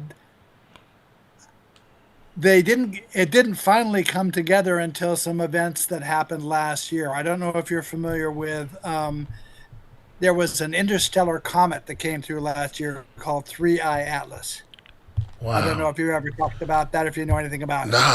Nah, but I'll be saying to watch them. It's a comet that came in from outside of our solar system. Mm-hmm. And the astronomers followed it very closely for a number of months. Mm-hmm. And it did some pretty strange things. But the thing is that for 4 months, they made announcements about it. Every announcement was to tell us some attribute that the comet had that no other comet they've ever known of has had. Here's a reason why it can't be a comet. And then they would always follow it up with, oh, and by the way, it's a comet. So I was taught, my science teachers taught me that, look, when there's more than one possible answer to a question, the job of the researcher like myself is to seriously entertain each of those possible answers, to start with the preconceptions of the possibility and just follow wherever those happen to lead you. So every time they would give us one of these attributes that why it couldn't be a comet, I started asking myself, well, what kind of object could it be? And turns out that all of those anomalous attributes apply to a particular kind of technology. It's a kind of reactor, a plasma reactor, that it would have the capability of traveling from another star system to our star system. The problem was that the speed it was tracked at when it arrived here, which was a high speed, it was 152,000 miles an hour. At that speed, to get here from the closest star in the direction it came from would have taken thousands of years. And I thought, that's not believable. So then I started asking myself, is there any chance that it might have come here under warp technology similar to what you see on Star Trek? And I started educating myself about how that warp technology works. And at every stage of the warp technology, there are certain signatures that the energy has or the technology has. And guess what? This comet object had all of those same attributes. You know, at a certain point when it slows down, it's supposed to emit a huge cosmic ray burst. Well, guess what? It did. And point after point after point that kept affirming that it was technology, not a comet. Well, then I realized that the energy that makes that warp function work are the same energies I had just finished writing about in my book, these same energies we've been talking about. The problem is when it got to our sun, okay, about the end of October, it made a very close approach to the sun and a very deliberate one. It had tracked a very careful track across our solar system. NASA said it was a perfect track, that if they had been sending a probe to another star system, they could not have plotted a better track than this one did. So I know that the object inside a warp bubble like that doesn't move. It's the bubble that moves. The object continues to stay at whatever velocity it was at when the bubble formed. That also happens to be true of an electron as it's moving in an atom. It looks like the electron doesn't move. There's a bubble around it that moves. But okay, so as the object approached the sun at the end of October, its velocity had dropped from 152,000 miles an hour to 130,000 miles an hour. Suddenly, it reaccelerated to 152,000 miles an hour. I thought, back when they told me it was 152,000, I thought that's not just any old number. That's the speed that if an object gains a gravity assistance from the sun as it goes around the sun, it can be accelerated to 152,000 miles an hour. So I thought, guess what? We now know where that object must have been when the bubble formed. If it was moving at 152,000 miles an hour, it's probably very close to a sun-like star. So when it gets close to our star, suddenly it jumps back up to 152,000 miles an hour. I think the object just renewed its warp bubble. Its speed tells us it just renewed its warp bubble. And so I spent literally a couple of months tracing and demonstrating that this must be an object moving under those kinds of warp energetics. But then I thought to myself, as it approached the sun and it was able to renew that bubble, there wasn't very much going on around it at the sun. What could it possibly have done to renew the bubble? Whatever it had done is what we need to do to be able to travel interstellarly to another star. How do we create a bubble like that? What it did as it approached the sun was the same thing the proton-electron pair did that we were talking about. It accelerated, which is what rotation is, acceleration. It accelerated in the context of a highly magnetic body, which was itself, and a highly electrical body, which was the sun, in the context of those things that were called Alfvén waves. And the Alfvén waves, as it turns out, have a particular ability to create plasma bubbles in the right circumstances, the circumstances we're talking about. It automatically forms a little bubble. So this whole comet episode that happened over the course of 4 months was like the final exam for me on the book that I was getting ready to publish. The question was I going to recognize the energetics that I had just written about in actual practice as somebody marched them across the stage of our planetary system and demonstrated all of the key aspects of what it takes to send a spaceship off inside a warp bubble? How do you manage it? How do you accelerate it? How do you slow it down?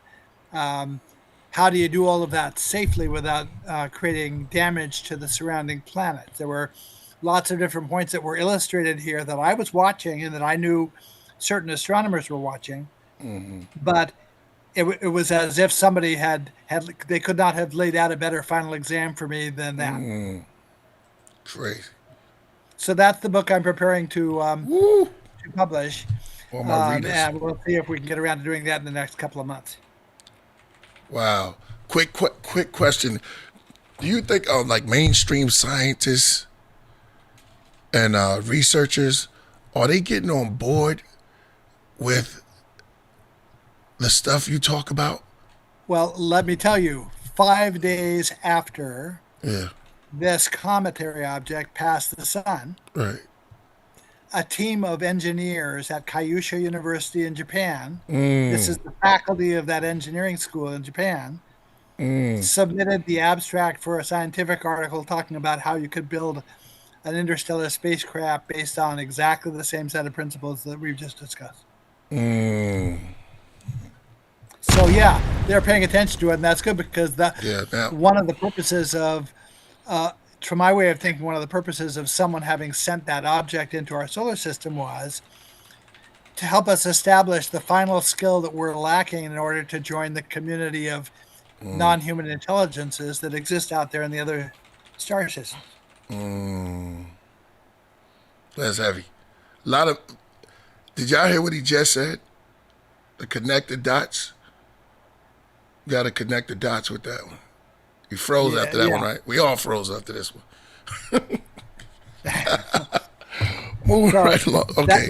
That's the piece we're lacking, and someone is trying as hard as they can to present it to us. The problem is that powers that be in our scientific and governmental arenas have been keeping all of the technology secret. You know, the same period of time that your desktop phone turned into your smartphone, every other class of technology went through space technology. If you look at the space technology, it looks just like what days. It hasn't moved yet.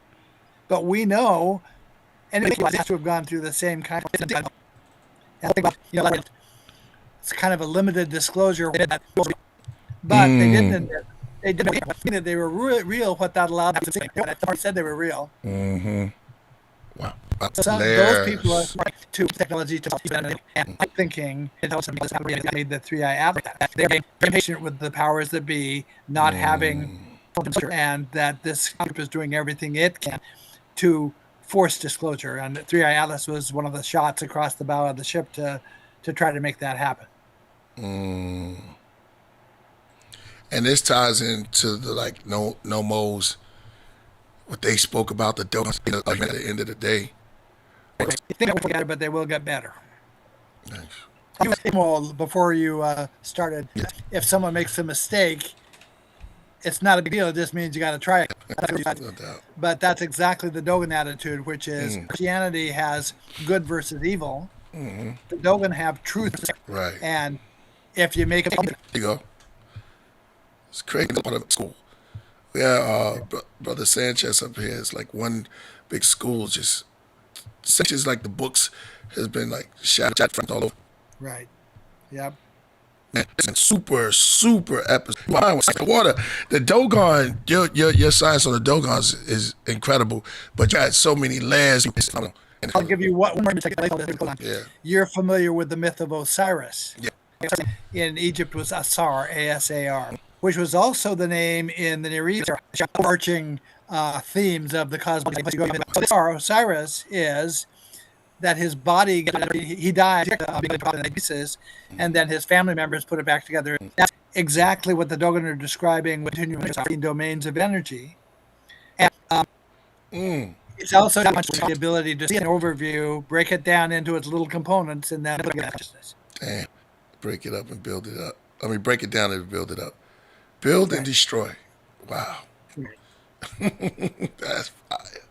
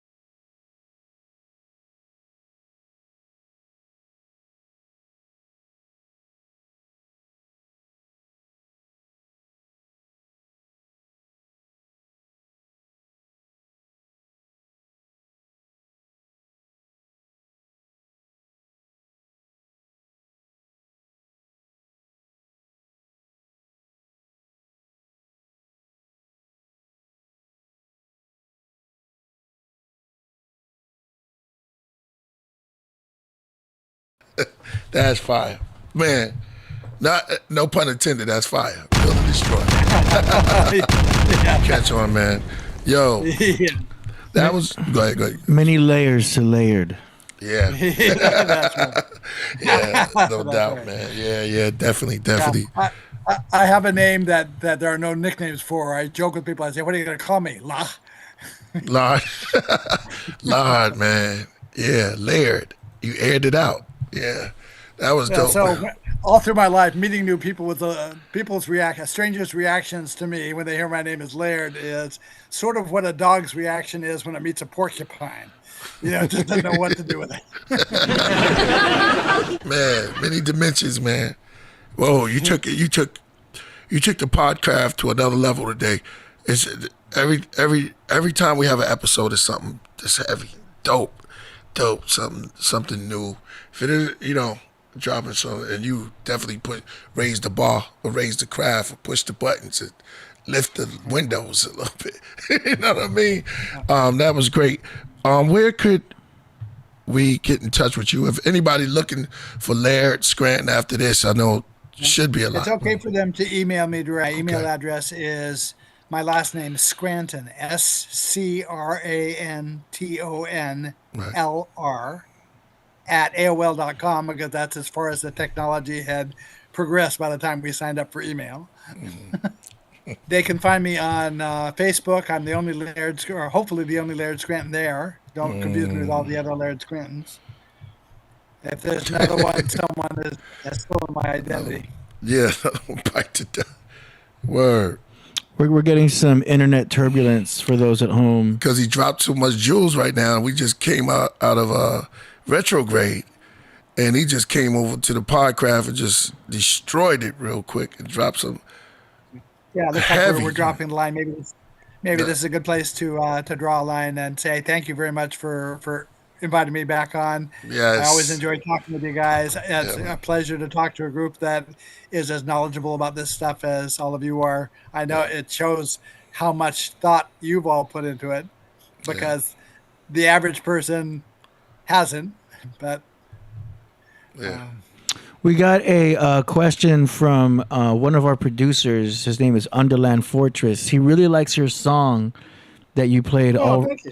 all right again. He wanted to get your permission to sample it and turn it into a beat. Oh, sure. Sure, if you want. Chop it up. Anything you want to do with my music, I have a number of songs online. Anything you want to do with any of it is fine with me. Oh man. Nice, and he's gonna give you full credit, obviously, and note you and everything. So it'd be more of like an honorary type of beat, and then we're gonna present it right here on the show. Oh, great. That would be my pleasure to hear that and to hear you guys' artistry applied to it. So that'd be terrific. Nice. All right, UndaLand Fortress, you heard that. You have his permission. Nice. Man, that was it, man. Shout out to UndaLand, man. That was great. All right, ladies and gods and goddesses, Podcraft universe. Yeah, the Killah Priest universe. Yo, we just witnessed something that was phenomenal. That was great. We had Laird Scranton coming on here and destroying it. We're going to let you off to the Podcraft. We're going to salute you, brother, and beam you back to your family and to your life. Great. And we wish you the best. Thank you very much. Yeah.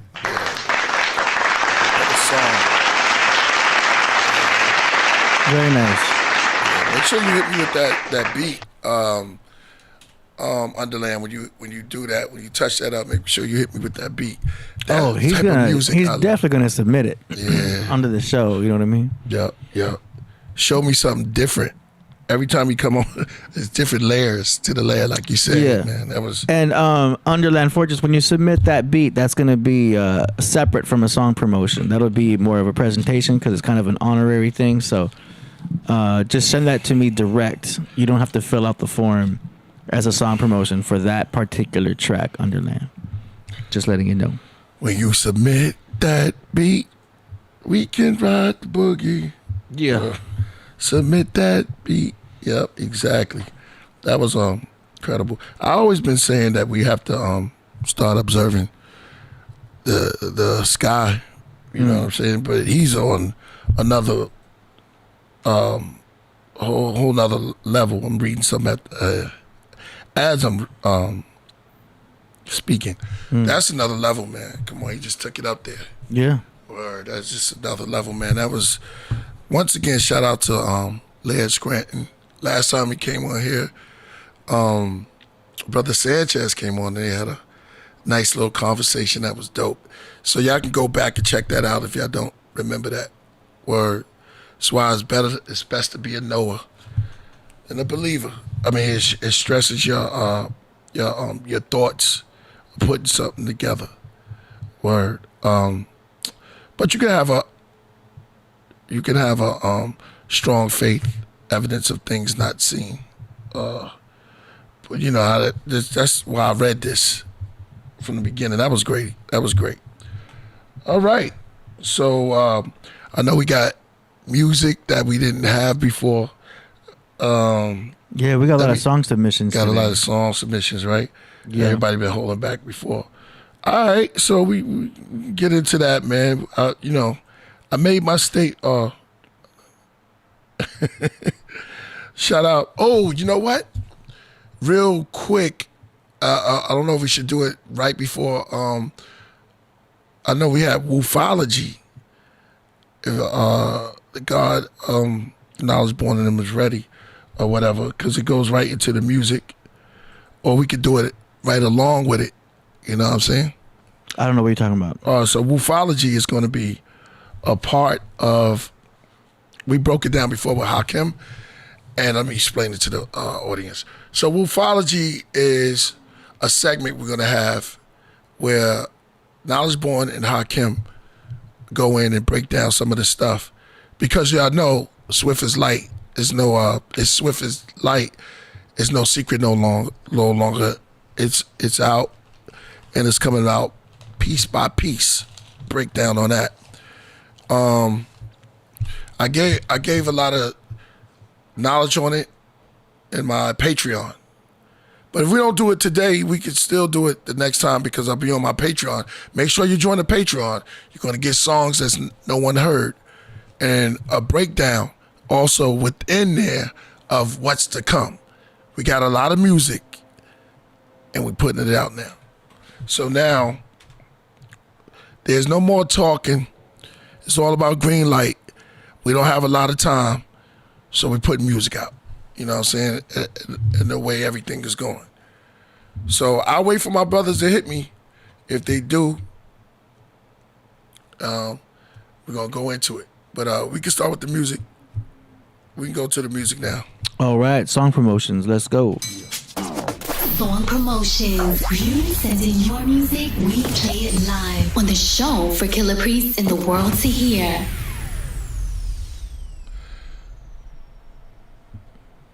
All right, let's go. All right. What's good? Our first submission right here is by an artist named DJ B. The song is called Unnamed. Here we go.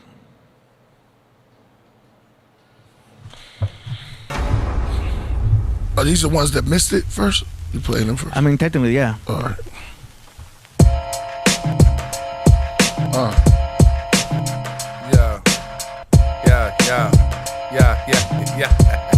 Yeah. Shut you up, put you in the trunk, stuck in the funk. When I hit the speed bumps, you sound like a punk. Oh, some broken golf clubs from your mom, hopping it with hood junk in the trunk. Oops, I just ran over a skunk, so they thunk. I'm drunk, usually committed to smoking something, which is nothing. But man, flex on is if one for all in an attempt to deflect the heat.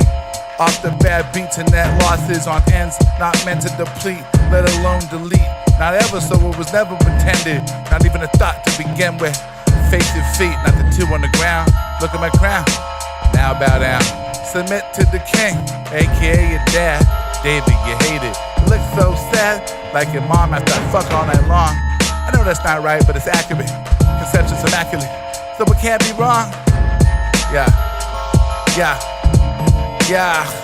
Stars ignite, coding scripts in the matrix of night. Beats still speak when the silence of gods get way too deep.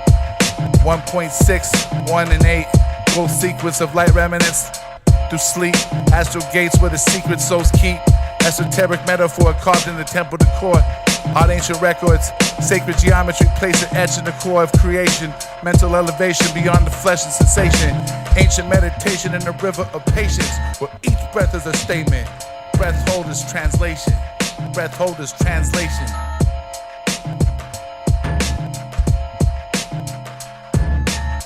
Running on E-brake, we're running, it does nothing. When you're trucking at speed like starships across galaxies. Everything was good until the black cat made an ass of me.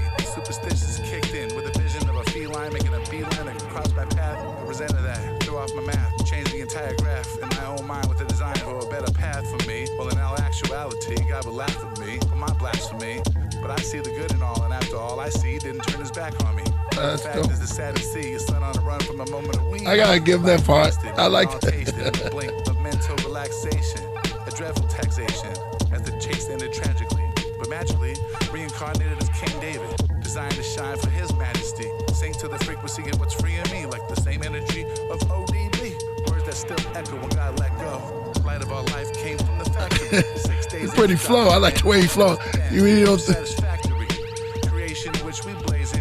Doing the same things I'm saying and complaining. What we might do is be grateful, not hateful. Latitude is gratitude, while longitude is appreciation for all creation. And the Most High will take you and make you, amuse you and amaze you. Thank you, thank you, thank you, thank you, thank you, thank you. All right, what you think, Priest? Yo, I kind of like, I really like the second part. Wow. You know what I'm saying? I think he didn't think about it. I think sometimes you just go in like that. Yeah. He thought about it on the second. First part, it seems like I gotta let me make a name for myself. Let me come up. But then the second one, I think the first one took the pressure off him, and he allowed himself to let go.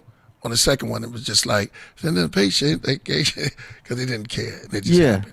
Felt more natural on the second one. It felt natural. Needed to get the second one mixed and mastered more, but at least he found his flow a little bit better. So I can hear him experimenting. Yeah. And that's good. And you got some good feedback there from Priest on that second one, so that might tell you something. Yeah. You know what I'm saying? Cool. Shout out to DJ B. Yeah. Let's keep it going. Next up, we got an artist here named Doomsday, the Headless Horseman. I'm going to switch over here. Hold on a second.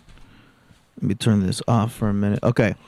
Doomsday, the Headless Horseman from Allentown, Pennsylvania. The song is called Peace Over Palestine. It's a new single released on Bandcamp and Digiplatforms. All proceeds for this single are being donated to a nonprofit to help to feed the families in Palestine. All right, here we go. Time to open up our eyes. All rise. Story of war, where does it begin? More importantly, where does it end? Blood from children of war pours from my pen, from greedy men's heart filled with sin. Tears of weeping mothers, fogged the lens. Blood-stained streets of fathers and fallen friends. All is grim while you follow trends. Life starts to flash before it all dims. 1948, when they brewed their hate, flew the flag and choose their state. Babies being bombed don't get to choose their fate. Moves to make, papes to incorporate, land to take. Forked tongue spoke with the hiss of a snake. From that said date, misery was great. Hell on earth, holy land they would rape. Only thing left is rust on pearly gates. Trapped in violent times, stop the war crimes. Let us all shine, peace to Palestine. All together, one rhyme, one fight, one mind, one life, one love, unite. Trapped in violent times, stop the war crimes. Let us all shine, peace to Palestine. All together, one rhyme, one fight, one mind, one life, one love, unite. The wicked shall fall and the blood shall pour. Judgment's here, spread love, not war. Suppliers for virus from scientists, Zionists, ionists. Fangs like Leviathan, starvation, famine, deprived of vitamins. Let my words enlighten him to show that there's light in them. Send the 4 horsemen, casted from scriptures. My rap be delivered on this modern day Hitler. Soul tormented and the flesh shall wither. Heart stay frozen like rivers in the winter. I seen the dragon eating sinners for dinner. God in the paradise they never shall enter. When will humanity learn the lesson? No compassion but spend billions on weapons. Constant gunfire, blood in the sand.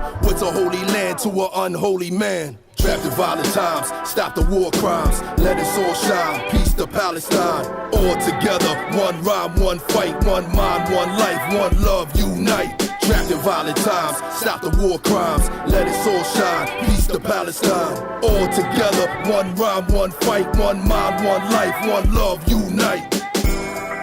Yeah. Nice. What you think about that? Dope. Very passionate. At first I'm not gonna front. I was like, Mortal Technique. You know what I'm saying? He had that Mortal Technique kind of aggression to it. I was thinking DMX. DMX. Right. Yeah. Exhibit. Yeah. Oh God, man! Shout out to all the strong voices in hip hop. You know what I'm saying? Yeah, it was dope. He's part of one of them. It was dope. The aggression, dope lyrics. And you could tell the brother took his time and made a dope song. Yeah, good mix. Keep going. Good master. Vocals are right in the right spot. Podcraft approved. Good engineer. Whoever did all that. Clean.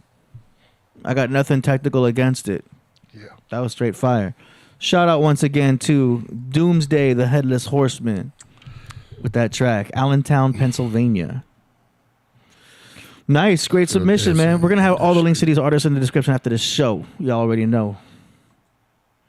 Let's go. Next up, artist name is Make Struble, Jedi Otterman Shaman from Cleveland, Otter Realms.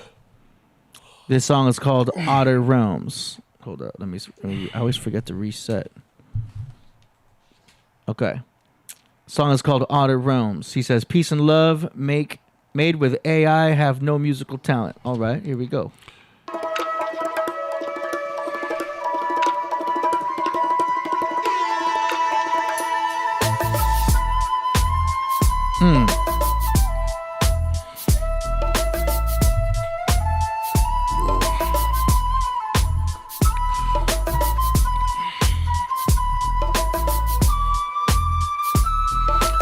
You know, I got that.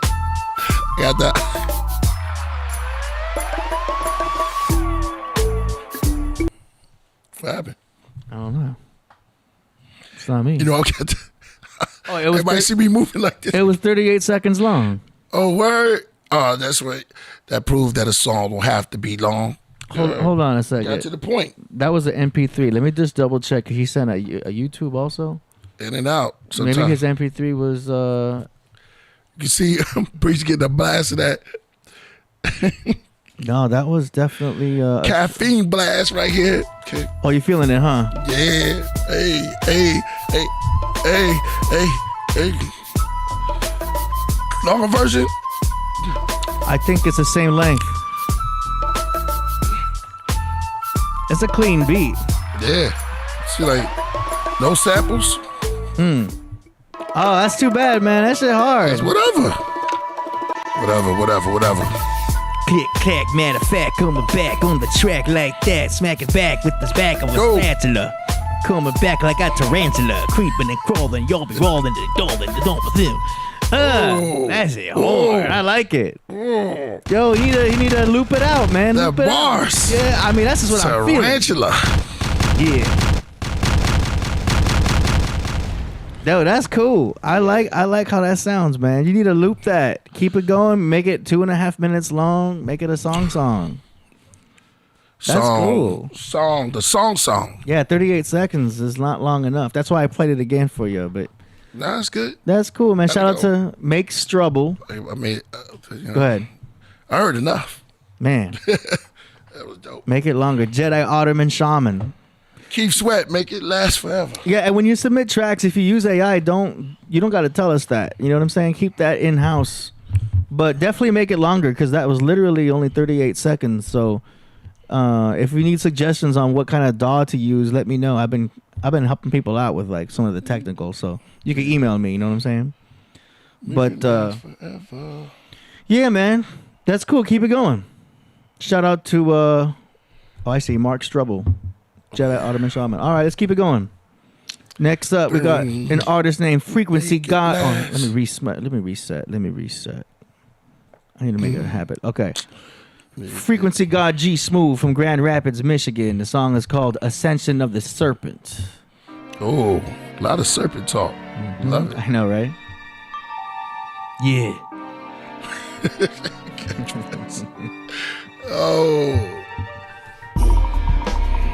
Oh, sound like I heard this already. Ooh.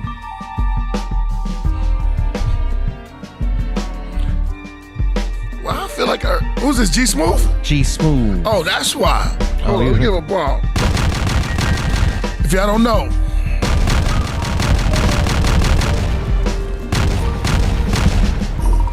this is the producer right here that did In Living Flesh. Let's give him his props. Pause it real quick. This is the producer of In Living Flesh. Oh, let's go. Keep it going. Straight from the Podcraft.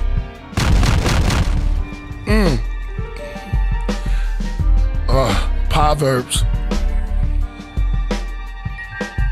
Yeah.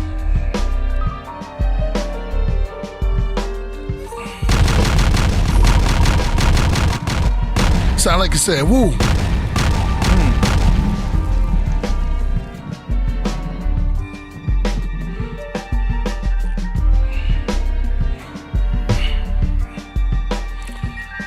Very warm. Yeah. Shout out to Gsmoove. I call him G Monad.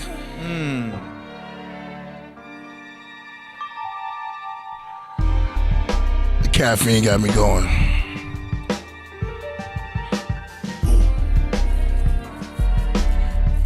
What you feel, AD, on this? It's nice. What's the first word? Anybody out there in the Podcraft universe? Give me the first words I should say on this verse. What comes to your mind? Type it out. Yeah. Shout out to Aurora Borealis.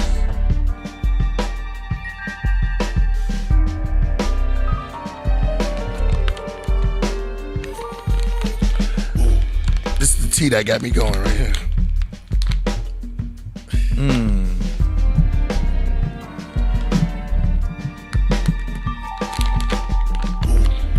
This is natural flowers, yo. That's it right there. That's the first words. Natural flowers. Oh, yeah? Yeah. Natural flowers. Natural flowers. Yeah. Natural flowers got me going out with actual powers. Woo! Yeah. Pack full of sour. Yeah, see? Yeah. The song is called Natural Flowers. Like that. Yeah, I heard it. Natural flowers. Natural flowers. That's I hard. was born in the place to be. You know? That's hard. Yes. That was hard. Frequency God Gsmoove in the groove. Boosh. Man, salute to Voltage. Everybody, all the producers that come UndaLand Fortress. None other than Coverboy. Gsmoove is a part of that. Aurora borealis. Yeah. I'm talking about just producers. Yeah. Sumerian robes. I like that name. Is that the real Ooh, who said that? Dave Flores? David Flores Animation. That's a That's not Sumerian robes. But that's not really David Flores. That's not Dave Flores. It says David Flores Animation. I looked at it, but he was saying animation. Caught you. Ooh. Are you saying Caught you. that's not Somebody him? Nah, I don't think that's him. Maybe that's his professional, like, keyword. Yo, one day I'm gonna come on here. I'm gonna make some. You see, we got the nice stands right here, right? Yeah, I like that. You like this? Is why I got it for you. This is for AD. Yeah. So we're gonna make some tea, and I'm gonna use this right here. Natural flowers. Natural flowers. I used to smoke natural flowers. Yeah. You tell, but you don't put it on very, very, very product of China. You don't put it on very, very, very, very, very high. I have a segment in the Patreon where I broke down the difference between flower tea and plant tea leaf. Yeah. So you do this very light and then you have herbal tea. Herbal tea, you can ball it. Turn it all the way up, ball it, because it can take a lot to break down them damn gingers and those sticks. You know what I mean? Mm-hmm. The herb is the word. Mm-hmm. That's what's up. Chrysanthemum. It's another song right there. Chrysanthemum. Yeah, exactly. It's the anthem of the chrysanthemum. I like that. Temple of the mind. Yeah, I like that. Temple of the mind. Yeah. Shout out one more again to Frequency God Gsmoove with the Ascension of the Serpent. Yeah, that was fire. Yeah. Okay. All right, let's keep it moving. Let me do my reset. Bam. Next up, we've got an artist named UndaLand Fortress in the house. The elephant, stand up. Yo, we gotta play. Look. Go ahead. Oh, okay. We're gonna play. I was gonna play the beginning because something that Laird said, Scranton, at the beginning. I everybody who come on a craft, they say something that's like that's a piece of everything's a part of the piece of the puzzle. So yeah, the priest. We gotta change that name, but I want to play just the beginning part of that again. In the beginning. Yeah. In the beginning. In the beginning. Why are you what? Say it right. I can't wait. Oh, you got it. I can't wait to get you this healing. I can't wait to get you this miracle. Shout out to Mace. Yeah, exactly. Mace. Yeah. I'll buy you things that you can't even pronounce. Bar right there. Mace is one of those MCs, man. So let's go. Yeah. Let me set this up right. I got a different screen for this. Boom, boom, boom. Okay, so this is UndaLand Fortress from the land, Cleveland. Song is called Shout. He says, peace to the gods. Peace. And here we go. Look at the elephant life. This is hard. Yeah, send that off top. I'm in the mood for spitting too. Yeah.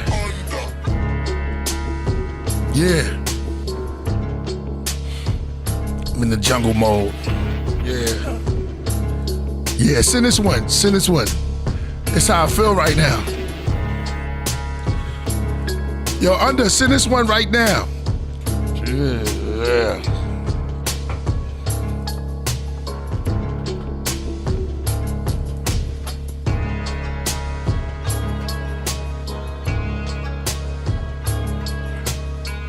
See, that sound like an elephant.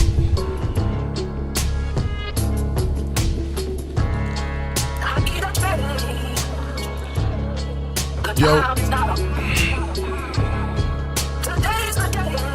The priest of the puzzle. I like that. I like that, priest of the puzzle. That sound like an elephant.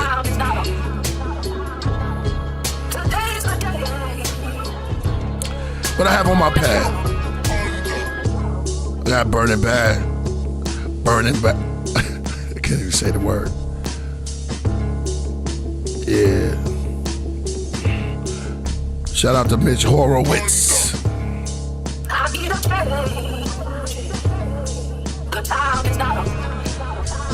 UndaLand Fortress.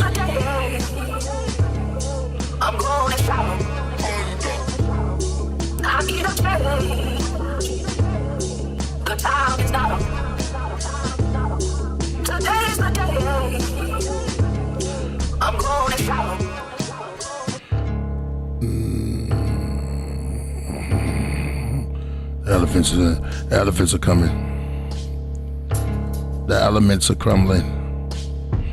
Intelligence is. Oh, yo, yeah. That was fire. Sorry, it was looping around.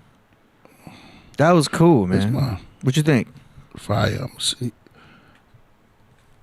Nice. See the one. Yeah, that was fire, yo. Send that up.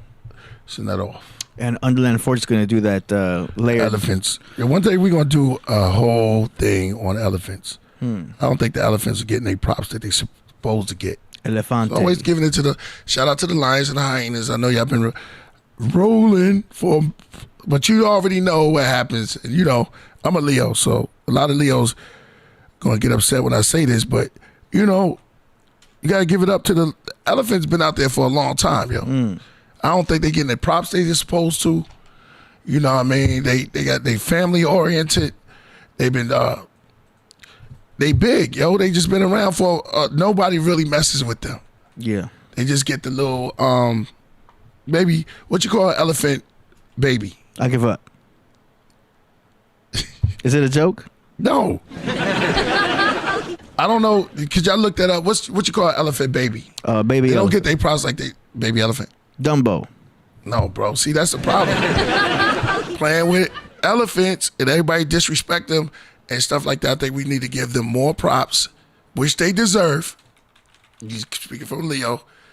And they don't make too many movies on them like that. It's a calf. Oh, it's like a calf? Just like a cow, yeah. Thank you. They're probably the original. They probably was first and they took that from them. I don't like the way they've been treating the elephants out there, man. Well, especially for they what you call it? What you call it? The tusks. Ivory tusk. Yeah, ivory tusk. That's like they used to make the piano keys. See, out of ivory. That's what I mean, yo. Ebony and I. That's what I'm talking about. You wait for the elephant to die, then you take the tusk. Well, because it's giving you the best that I got. Yeah. Baby. Shout out to Anita Baker. But it's giving you the best that it has. It's all it has. Between two pillars of ivory. That's what. That's the ivory tusks. I can't wait to get you this healing. I can't wait to get you this miracle. That's real, man. Shout out to the great Mace. Dope. UndaLand. Yeah, man. I'm just feeling the way. It's the caffeine too, but you know, it's whatever. Fiend for the caffeine. I've been the caffeine to the black teen. Ooh, see, this is why you're the master, man. The black teen. Yeah. UndaLand Fortress with another banger. UndaLand Fortress. He submitted 2. Yeah. Let's do his second one right here. It's called Landing Mars. Yep. Landing Mars. Oh, I like those pictures. You think elephants are on Mars?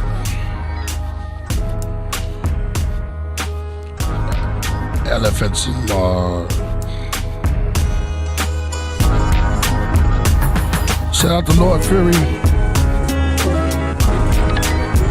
The entire Podcraft. Shout out to the Royal Priesthood.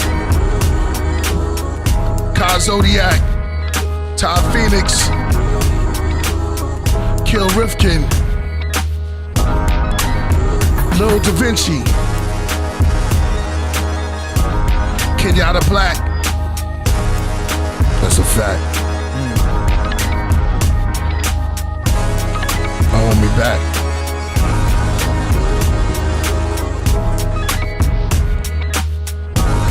Gsmoove.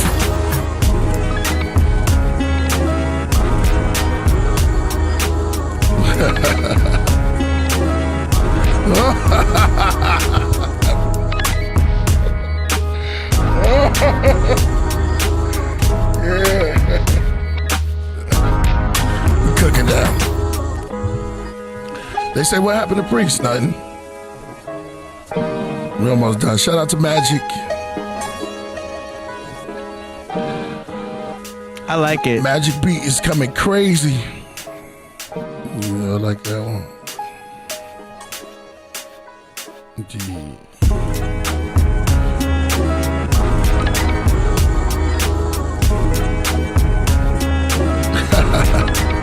Yeah, no doubt.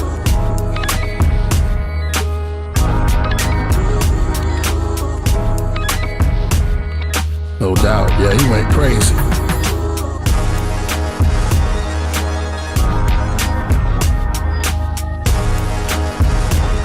Yeah, that beat sound like that picture.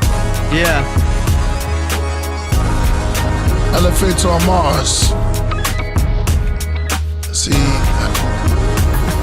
and the Earth looked like a star from there. I didn't do that with the planets, right?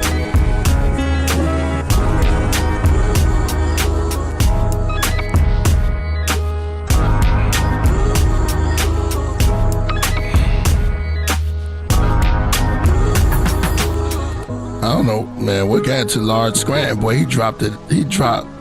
I guess he said, next time I get on Killah Priest Podcraft, I'm gonna go crazy on there.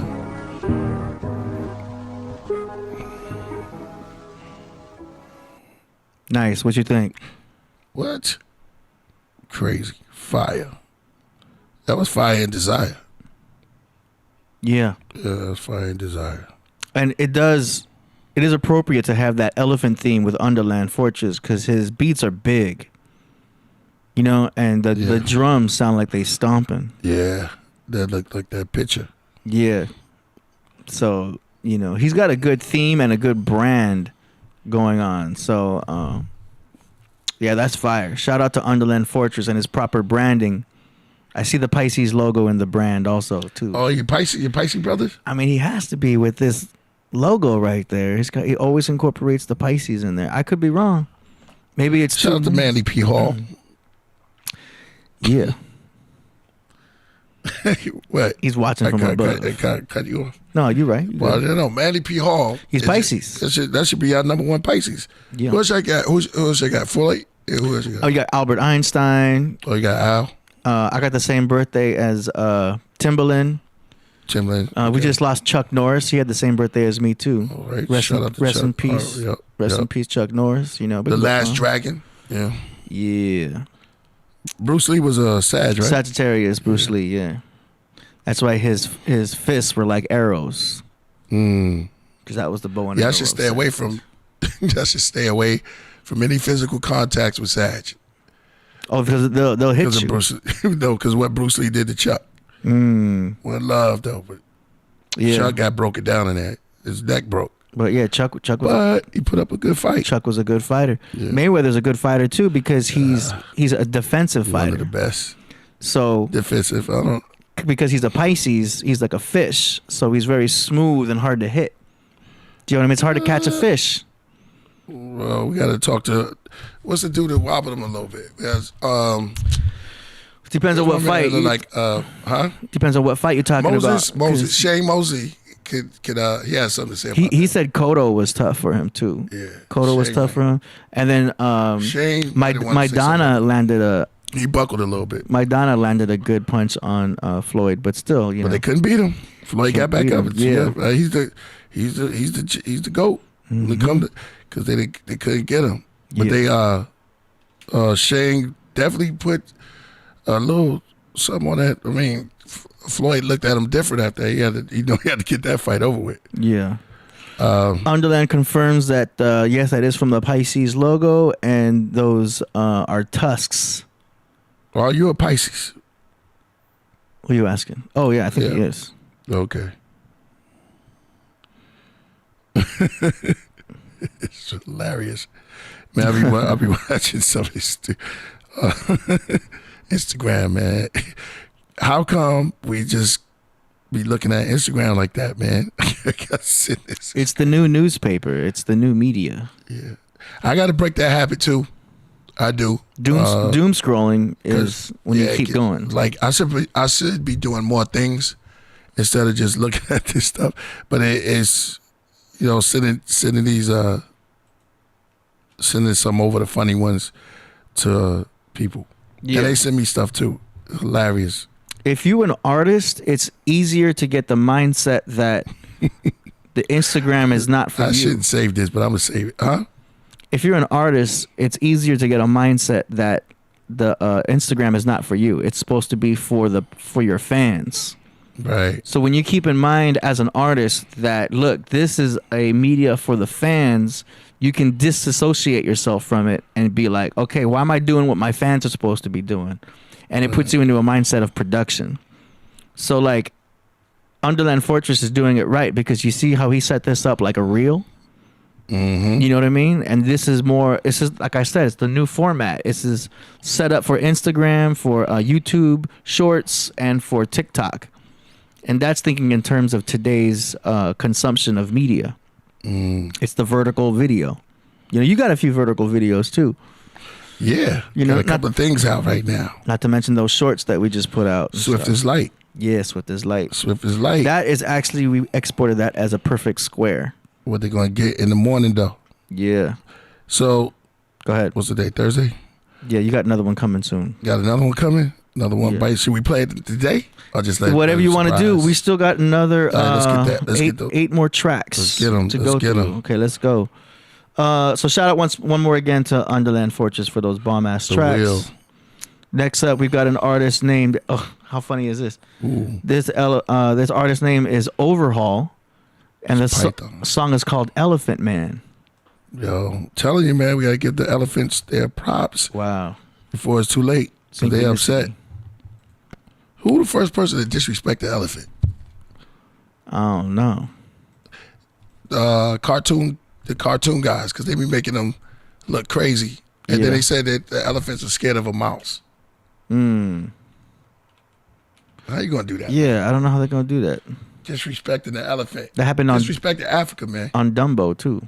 Huh? That happened on Dumbo too. Yeah.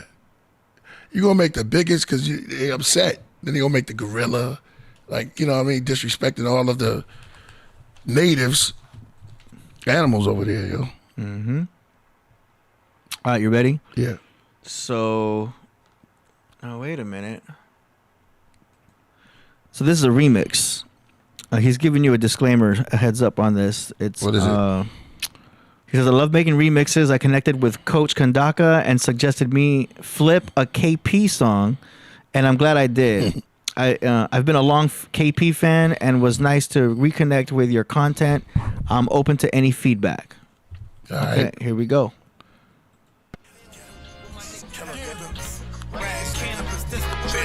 Headless horseman, nigga. Sock horseman, nigga. Murder attack dog. Yeah, nigga. Yeah. That's the I'll forget you, nigga. So ain't what I'm talking. I hide my face like the elephant man. Follow you, reach out a long black sleeves with skeleton hands. Touch rappers, watch them rot, they skin fall off. Boil in the pavement on a cold boardwalk. Then I laugh like the Joker while pissing on them. Then put on my hood, wait on the next corner. The next victim, look in his face with tears in my eyes that crystallize and turn into stone before they fall from my dome. Like an avalanche, the way I spit sound like an African chant. The priest run through MCs like I'm trampling ants. Pick the form, it's the Vatican sands. The Pope Victor the first, the flow spit with the curse. The sicker the verse, the more bodies you stick in the dirt. Wait around, I'ma pick you a hearse. I like the long black ones. Drive around when spinning on two wheels. It's whatever you feel. Blue steel on black days. Silver clouds when the max spray. Turn rappers back into clay. My mind's a museum filled with microphone exhibits. Of rhymes that I write that look like pictures. Talking about what he's going through. So maybe a young person listening won't have to go through the same shit. You smell me? Yo, people always want to You know what I mean? Cannabis, the only MC on earth that did geophysical research about the new rebirth. The sun turned the earth to rotisserie dirt. Listen before you start dissing me first. This would be worse. 12-degree pole shift displace the ocean. They send space probes in and come back broken. Armageddon omen. Planet X inbound and rapidly approaching. None of us are chosen. Field manual 20-46. Your life's getting away. You better run for it. Population reduction, mass destruction. The reset button is coming and some of us love it. The return of the beer room. We will prepare you. Stay away from the media. They will scare you. Rappers respect beef, tactics and technique. I'ma show you how to best compete. Let's beat. My verse on the mic is a surgical strike of herbal delight with no personal life. Live Saturday night. Sacrifice, batter the mic. Jab to the left, jab to the right. Yeah, great man. cannabis. Anybody can see that that was a satirical ass lead. Overhaul.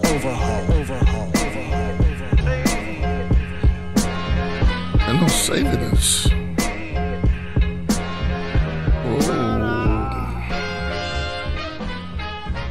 We'll say that.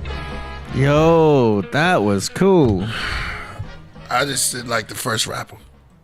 The other was dope. Yo, the last one was great. Yeah. First guy was too aggressive. Man. Shout out to Cannabis. Yeah. Killed it with an unknown first MC on that. That was dope. Good looking Coach Kadaka. That was fire. Tell your man, the beat was crazy. Very up tempo. It wasn't happy, but it was celebration. Celebrated beat. Word. That was dope. Word. I like it. Nice. So that is Overhaul from Michigan. He's a producer. Oh, from Michigan? Yes, sir. Well, Michigan. Shout out to Gsmoove. No, not Michigan. All right, we get it. Grand Rapids, Michigan. So he sent 2. So he's got another track here.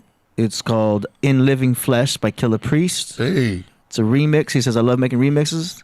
Again, with the connected with Coach and Doc on this one. So Okay. Here we go. Okay. Coach is getting busy.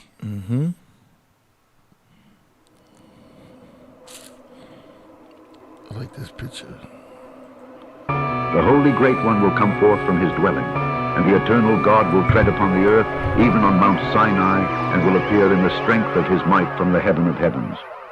Holy in their first station, before the earth creation and the birth of nations. When the feather serpents worked with Satan, the wormholes gigantic. Before thermodynamics, the eternals were planning. Within the conjugation of the mighty, 24 heads elongated in a cycle. And my thoughts on space evaporates at a rapid pace. A ghostly coyote on a never-ending rapid chase. Matter shapes, the blackness gapes. Wait, saw the flying disc shine. This time don't stop the tape. The ones that call themselves a watcher spake. They conjugate, they conversate in songs and lightning and storms. The divine sovereign council and glory lay down ground rules as they delegate. 12 nagas like helicopters, feathers like propellers. Each a color of the chakras, spinning towards the nebula. The craft brother moving clockwork out in the interstellar. Deepest students at Oxford and talking to fortune tellers. My very foundation and pillar of existence is in questioning of natural physics. What have I actual witness? That they really measure time and not distance. A light year is the total distance the light appears to here in 1 year.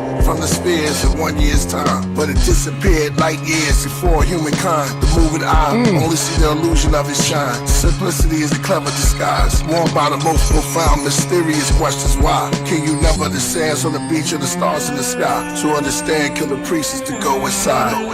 And Enoch, a righteous man whose eyes were opened by God, took up his parable and said, I saw the vision of the Holy One in the heavens, which the angel showed me, and from them I heard everything, and from them I understood as I saw, but not for this generation, but for a remote one, which Egyptians is for painted to come. snakes on their tomb walls. Waves at night, the moon draws. Flames ignite. Canaanites built a huge ball and statues through their halls. Sumer put up Shumgal. Vadum to voodoo dolls. I find I like this. You'll never find another like Blue Ross. passing through the waterless places, seeking rest. Sleep is just one of the phases. More or less, death is a concept for stages. I pour my best into the context of the pages. Gsmoove like it's the of the bars of wisdom of God. I write with Kansas, sleight of hands, the lyrics of cards. For the hearts, 8 or dangles. I jacket clean, my ace deuce look fly on my head as it lean. Vodka and club soda, where mobsters rub shoulders, show some love. You sent me a bottle over, throw 'em in the rug. $100 to the chauffeur, owe him a hug. Hot waters and penny loafers, shiny socks. Wherever I step, I light a box. Looking for Billy? Nah, I'm looking for a Millie. Don't be silly. Take them rocks off, I'm knocking them socks off. I ain't to your mouth, give you lockjaw. Turn the place red like it's hot sauce. Names get marked off. I flame the spark bores, and I got a lot more. Bars, I had to get it off my chest. Good night, y'all. It's God in the living flesh. Lyricist.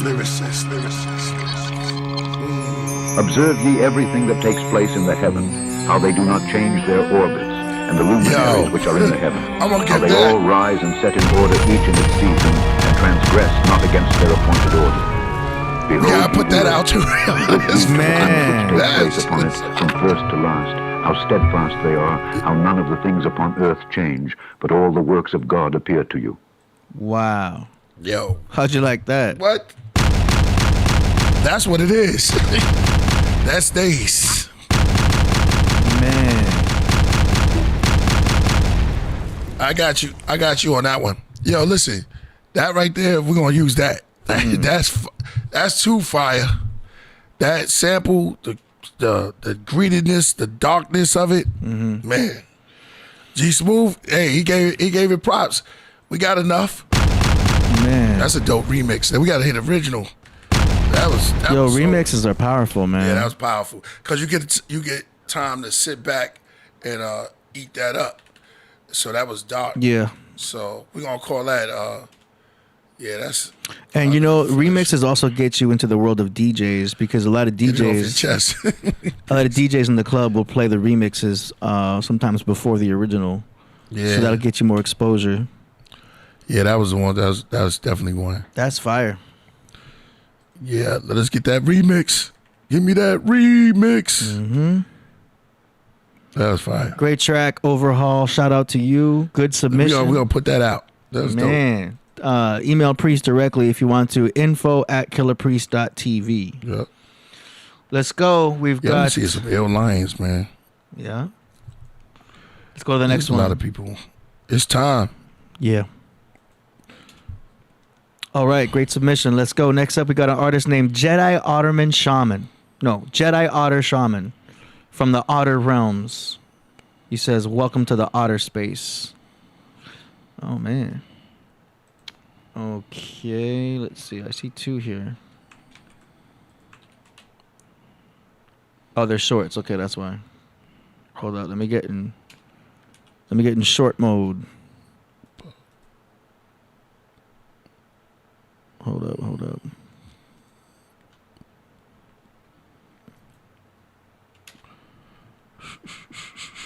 Flicking through. Okay, here we go. Welcome to the Otter Space.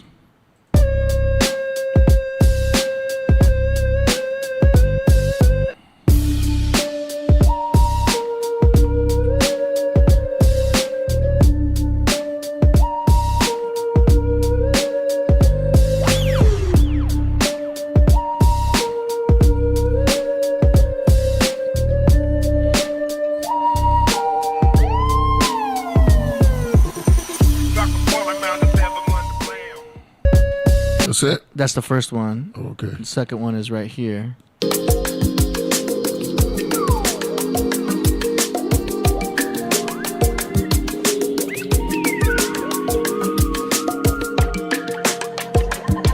Sound like something Marvin Gaye's singing on. Yeah.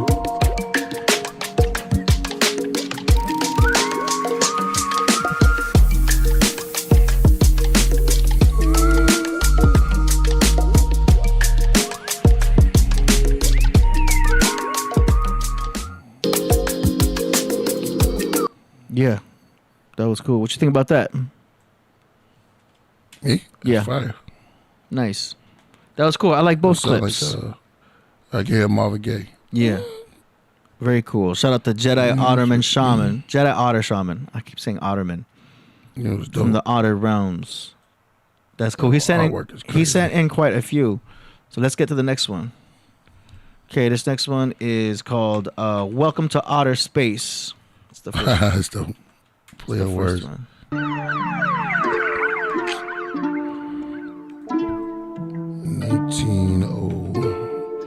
2026. Welcome to outer space.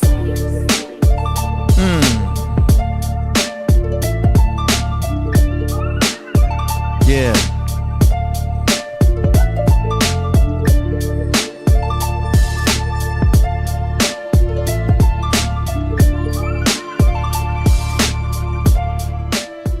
Ooh, I like that one. Yeah, that's fire. That one's cool. Put me down for that one. Here's the second one. Shout out to Knowledge Born. UFO or unidentified flying. Oh, wow. Wow. Wow.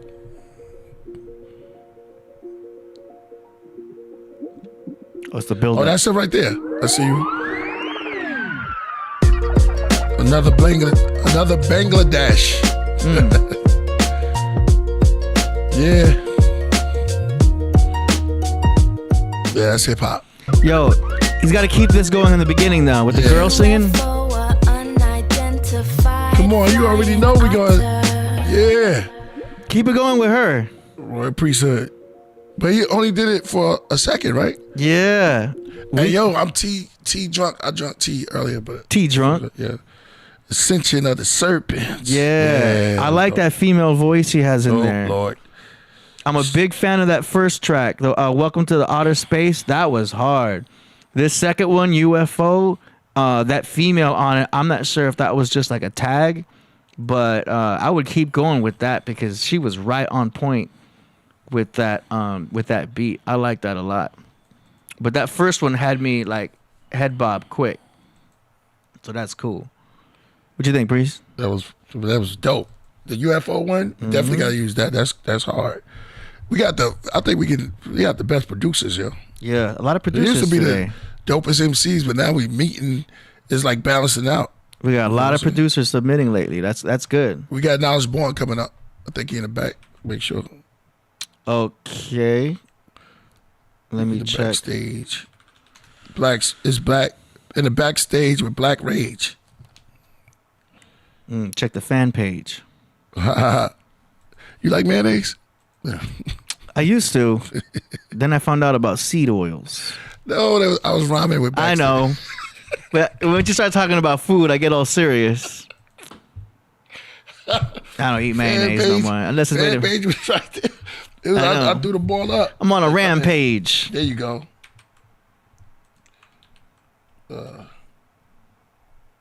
Hand grenade. Hand grenade. Okay, we're bringing in Knowledge Born right now. Just in case. That's where knowledge is born. What everybody's wondering what the holdup is.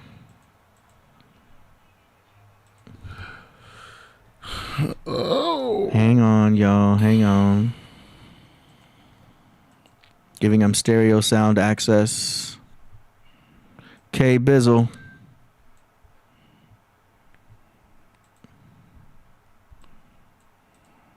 Okay. We interrupt this song promotion segment for Knowledge Born coming on. Hold up. This creates a little bit of internet.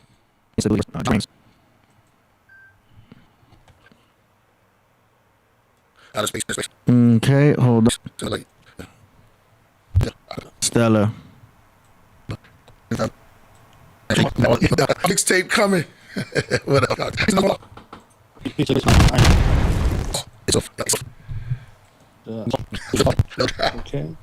You understand? Yep. He gave me the one who there's no fucking family.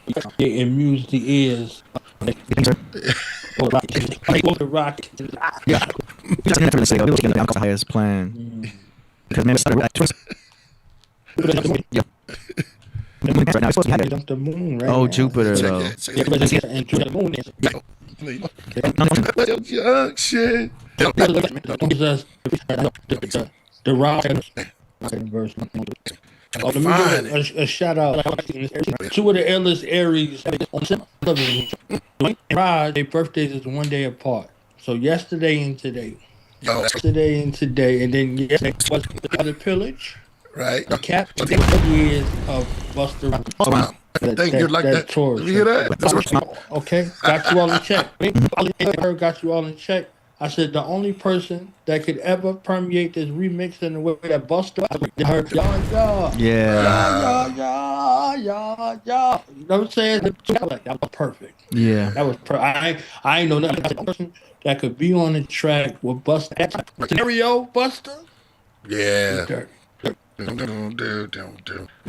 Yeah. Perfect. Word. It was the match made in heaven. The benefit to see. That's in trouble. Yeah. And I heard I was like, damn. Mm-hmm.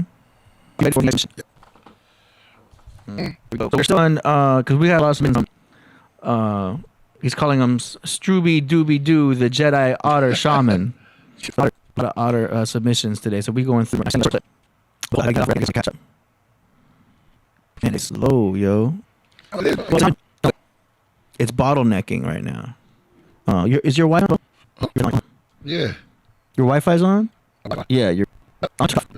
Okay, that might help a little bit. But man, it basically right now, yo. I'm still in it. We still in that red.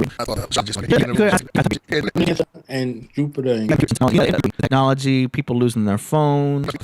That's it don't matter.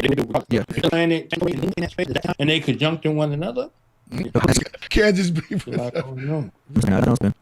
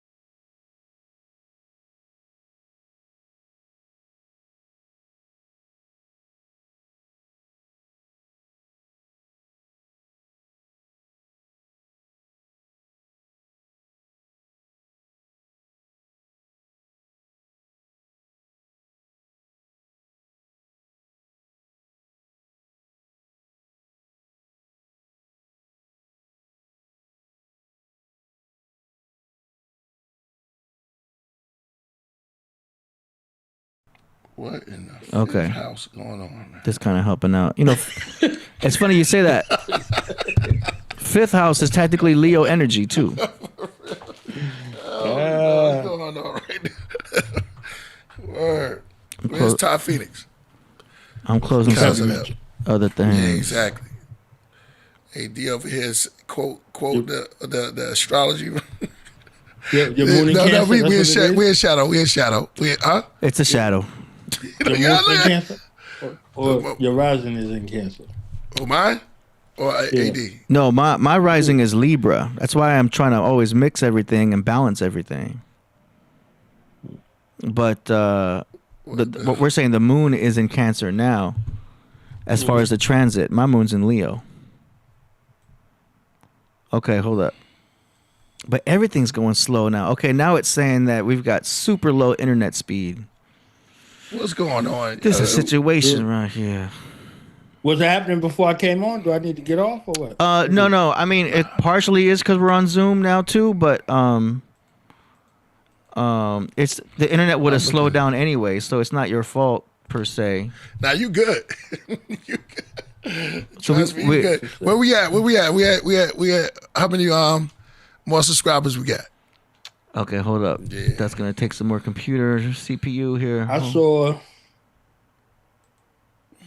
Okay, speeding up a little bit. Hang on for everybody watching. I saw 99.4 earlier. That's what I saw when I was doing it. We need that hot 97. Have we started the fire? Yeah. Yes, and it rises. Yeah. That's what we do. It rises. Yo, because we've had a show with like 7 people in the Zoom. I've had tabs open. Like, it's not us or the computer. You know what I mean? Skating board. Okay, hold up. Shout out to Mr. Laird Scranton who came on and dropped some jewels, okay? I think he took the internet with him when he left. Yeah. He dropped bombs. He took some of it. He was like, yo, let me... I think he was like... I think he took something like Stan Lee. Like Stan Lee and Black Panther. He was like, I'm going to hold on to this. It happens in waves. He was like, you think I'm a joke? So we're at 99... Mike Smoke. 434 subscribers. So since we went live, you went up 14 subscribers. Hey. So 434. 434? Yeah. What time is it? 99 434. Yeah, welcome to outer space. Yeah, that was a dope track. So we're on. We're still on this producer. Oh, otter. That's fire. Yeah. We're still on this producer Yo, right under? now. I was in the chat going crazy. I'm gonna throw my computer against the wall. Under? Them 2 bangers? Under. Yeah. Crazy. All right, I think we're back online for the most part. Let's go. This is... And Gsmoove too. Shout out to G. Oh, man. Oh, yeah, he's the original. That's the original. Yeah. That's the original. Gsmoove made me thought I could rap for about 2 seconds. For about 2 seconds, I was like, I think, nah. Gsmoove. He said it's glitchy. We can't hear. Oh, okay. You said it was glitchy. They couldn't hear. Or they same before. You can hear now. It is glitchy. Okay, so here we go. Good enough. It's speeding up now. Okay, I got a better internet connection happening now. UndaLand Fortress. Nah. Okay, so this is called Strubie Doobie Doo. Here we go.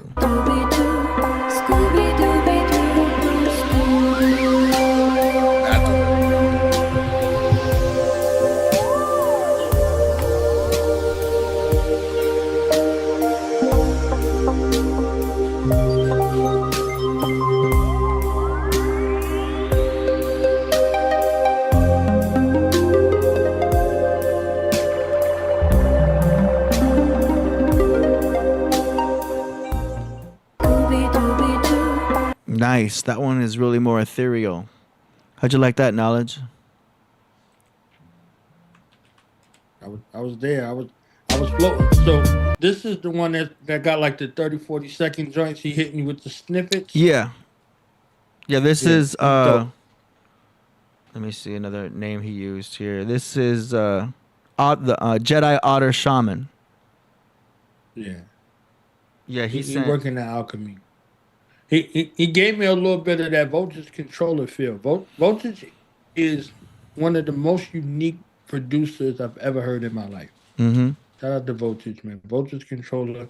He does things with his beats that they call him ghetto. We call him Ghetto Gandalf. You know what I'm saying? He does every bit of that Scorpio with the beat.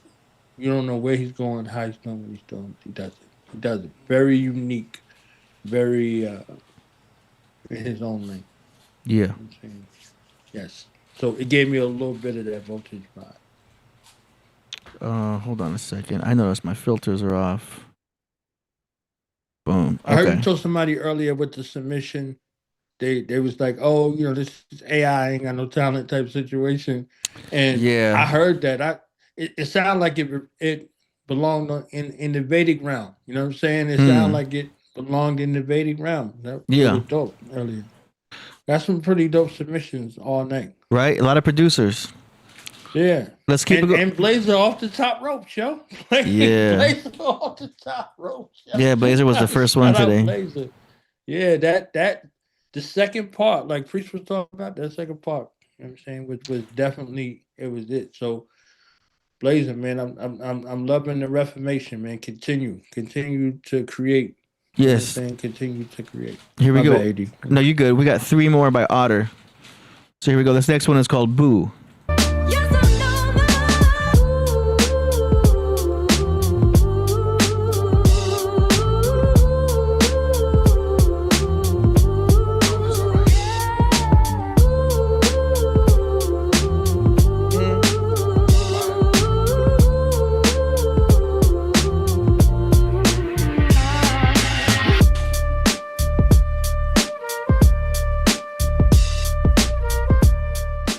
Oh, that's cool. Pre said that was fire. Word up.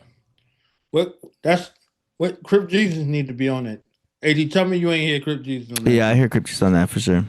Come on, y'all. Yeah. Hell yeah. Yeah, 100. Yeah. Absolutely. He was dope. That was dope. That was the dopest I heard. Yeah, they're the short ones. Yeah. Yeah. Fire. Yeah, that one was cool. I like it. So that one was called Boo.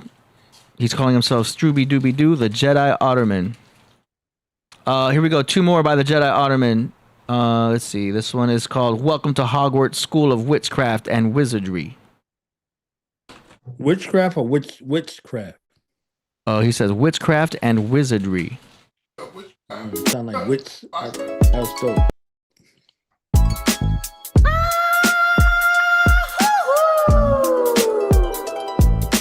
Welcome to Hogwarts School of Witchcraft and Wizardry. Hogwarts. Welcome to Hogwarts School of Witchcraft and Wizardry.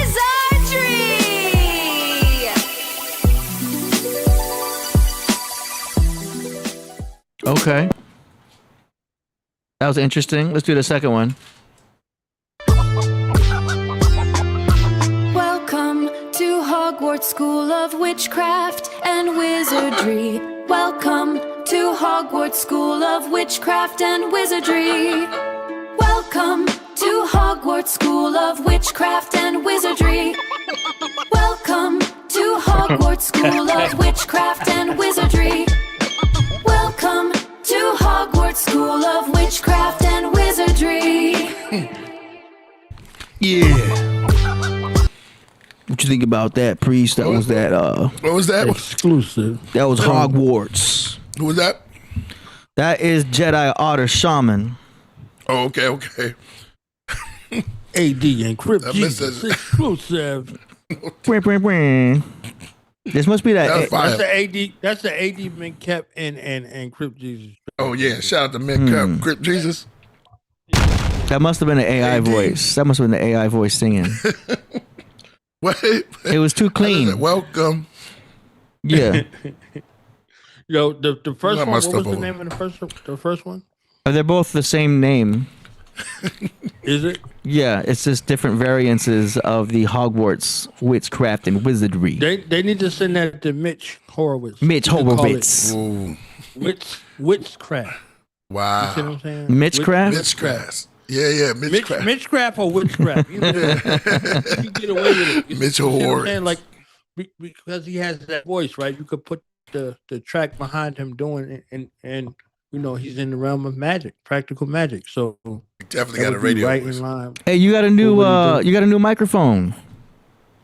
AD notice. It glows in the dark.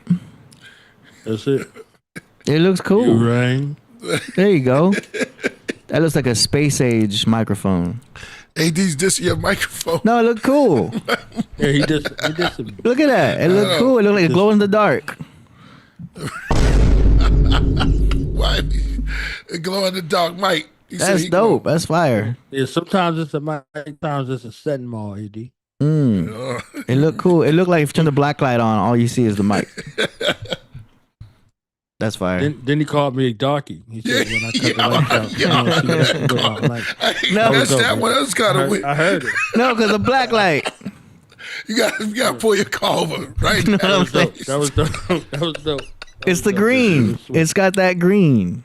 No green screen. It's every season, right? So everybody's taking everything wrong. So even if you said it right and you ain't doing nothing about it. Because it's retrograde, right? Yeah. We decided to take it wrong. We call a couple of. We decided to take it wrong right now. I'm about to call a got couple of 30 astrologists right now. It's Mitchcraft and wizardry. That's what's happening. Oh, Mitchcraft and witchery. Yes. Let me call my personal. Okay, we got 4 more to go, yo. astrologist. Make sure you- 4 more to go. All right, I'm gonna be quiet. My bad. Y'all ready? No, I'm just letting everybody know. Letting the craft know how many more we got to go. So they all know. Okay.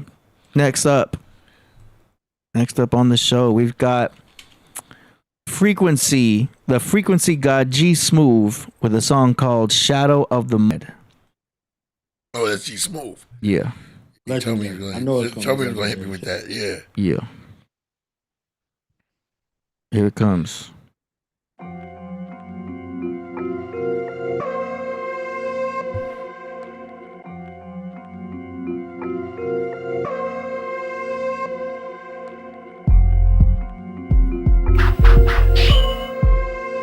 Shout out Mark Struble.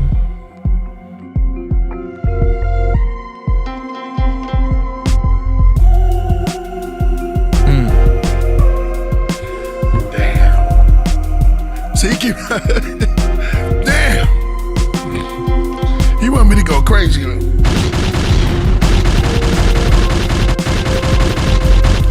What do you call that? Dakota Monad? Yeah. Has to be with. Okay. Thousands of ready. My lyrics is heavy.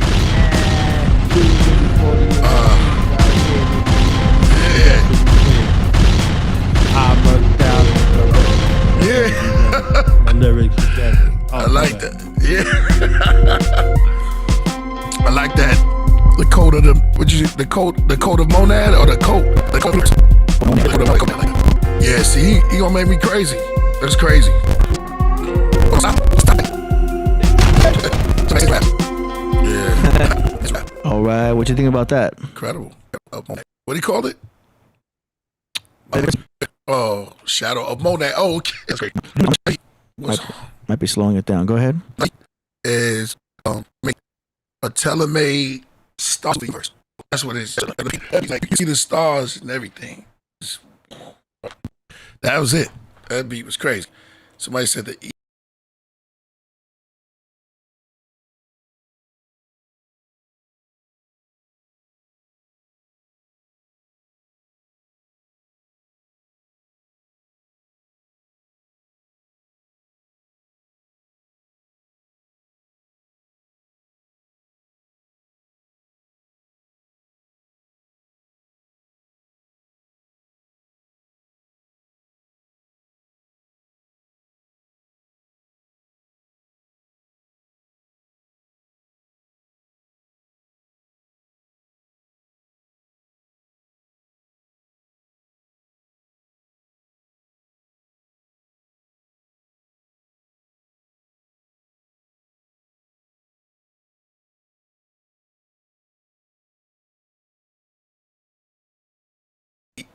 Ethernet stimulus. Oh, that's Aurora. So I want to hear Niles Born take. Or AD. On there. You heard me. Oh yeah, you don't need to. Don't worry about it. Too many, fake MCs, man. Fake MCs was on there. I murked thousands already. So get ready. There's a Johnny. Yeah. Yeah. Gsmoove, he found the God frequency, and he's not departing. You understand? Right. So he working with you. He gave Ty some joints. They was crazy. Man.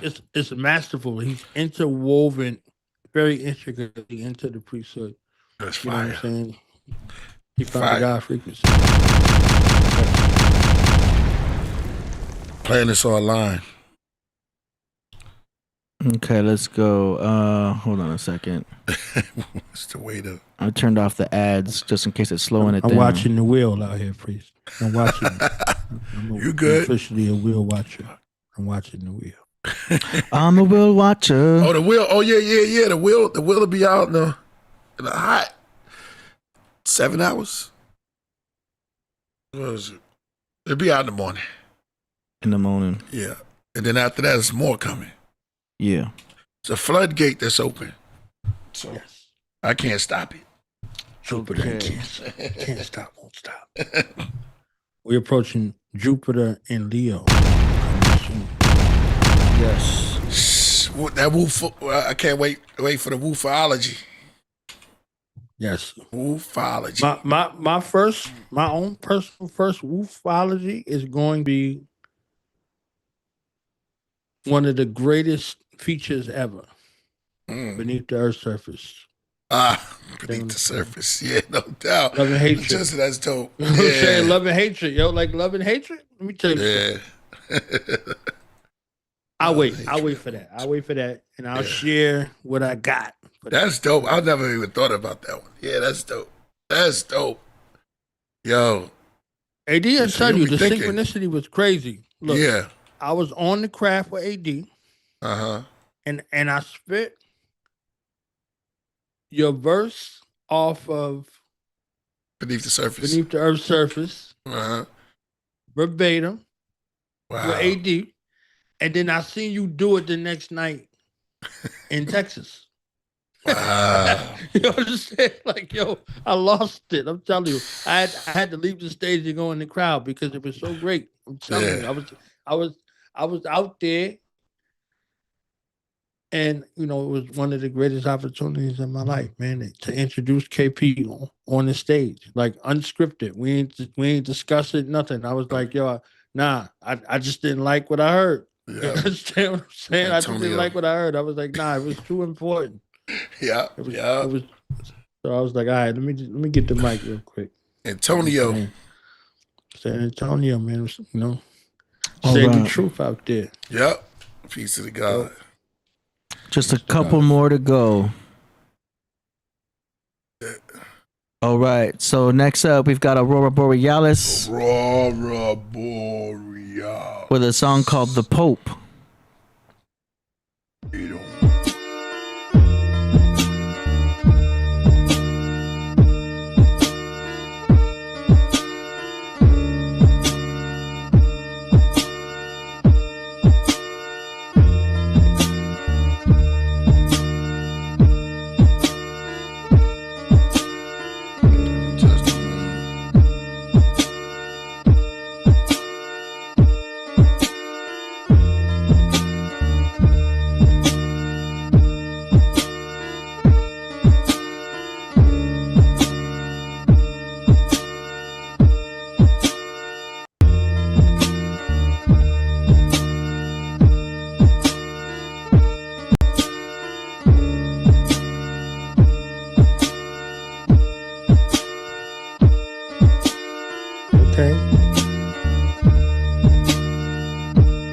Haunted though.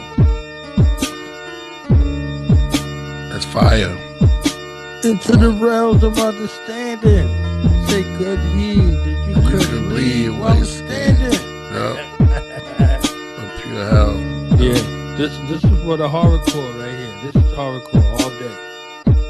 Yeah.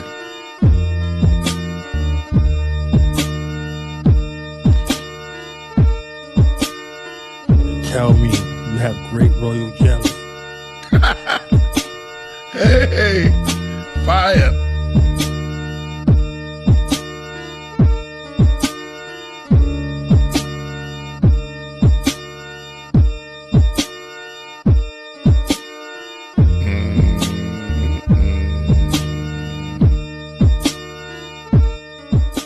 He made that at Halloween at 3 a.m. with a necrocorn.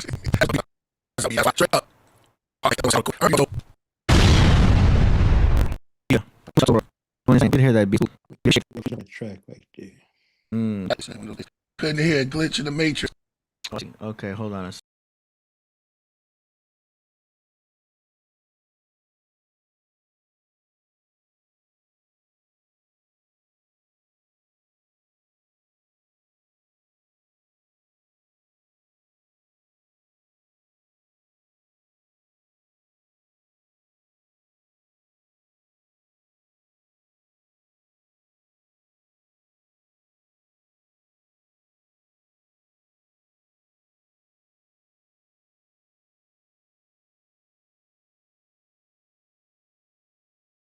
Second. You know what happened?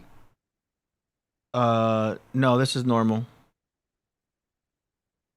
Okay. So yeah, shout out to Aurora Borealis, fire track. We got one more track to go. Let's go. Are you ready? This last submission for today. Any more submissions after this we're gonna have to do on the next.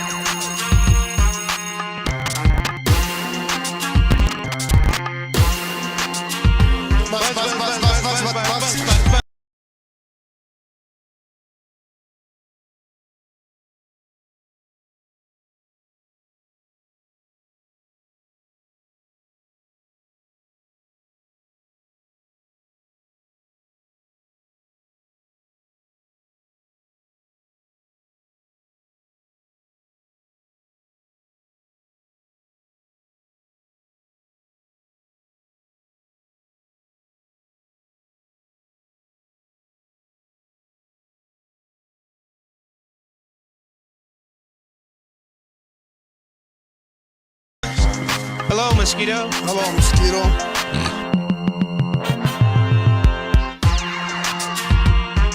Oh, yeah. Golden rings.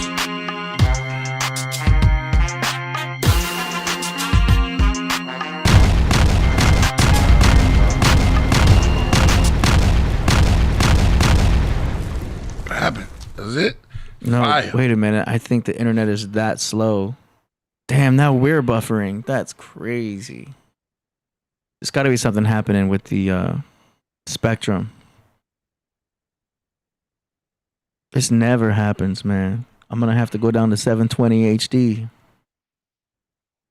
on the next show, just in case. It's rolling blackouts happening though, out in across the United States. There might be, yeah.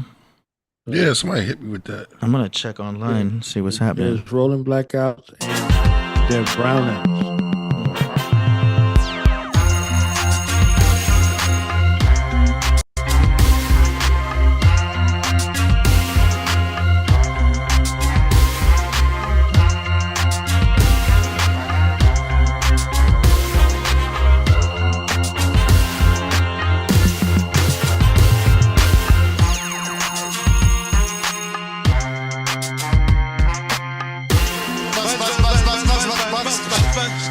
Hello, Mosquito. Hello, Mosquito.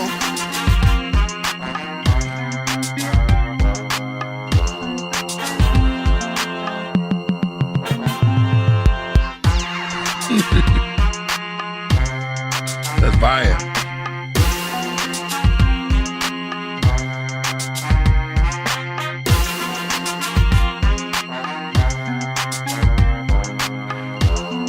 Chop, chop, chop, chop, chop, chop.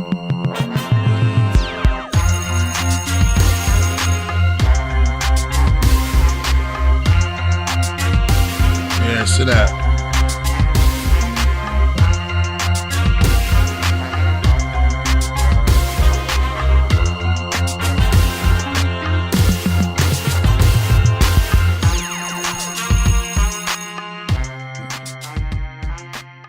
How'd you like that? That's incredible, man. It was dope. He got so much range. Yeah. Dope. Send that in immediately. Yeah, send that in. Send that in. Shout out to the Mosquito. Y O M Yom. Yeah, alphabet Yom. Yom Kippur. Yeah, Yom Kippur. Yom. Yeah, the Mosquito. Yeah, of the. Oh, you gotta put the T in there. Yeah, Mosquito. Yeah, the Mosquito. That's fire beat. Go. All right, we got an internet back. That's cool. Okay, so that concludes the song promotion segment. Shout out to Year of the Mosquito. That was a cool track. Thought it was cool. What you think about that? I was born. Actually, hold up. I want to make sure I played enough of it because hold on, he played for the whole. Well, let me take it from right here. Let's keep it going a little bit because he paid for the whole thing. Hey.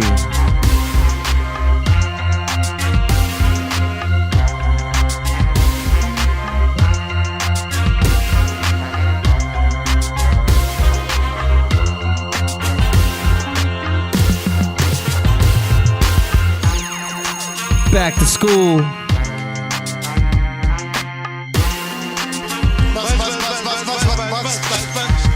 Hello, Mosquito. Hello, Mosquito.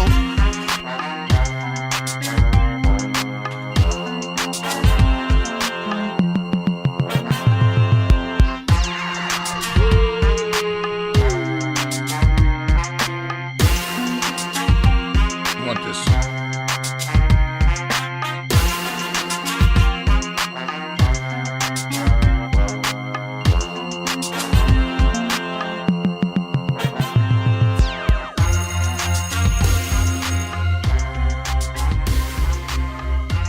Happy birthday, Haywood.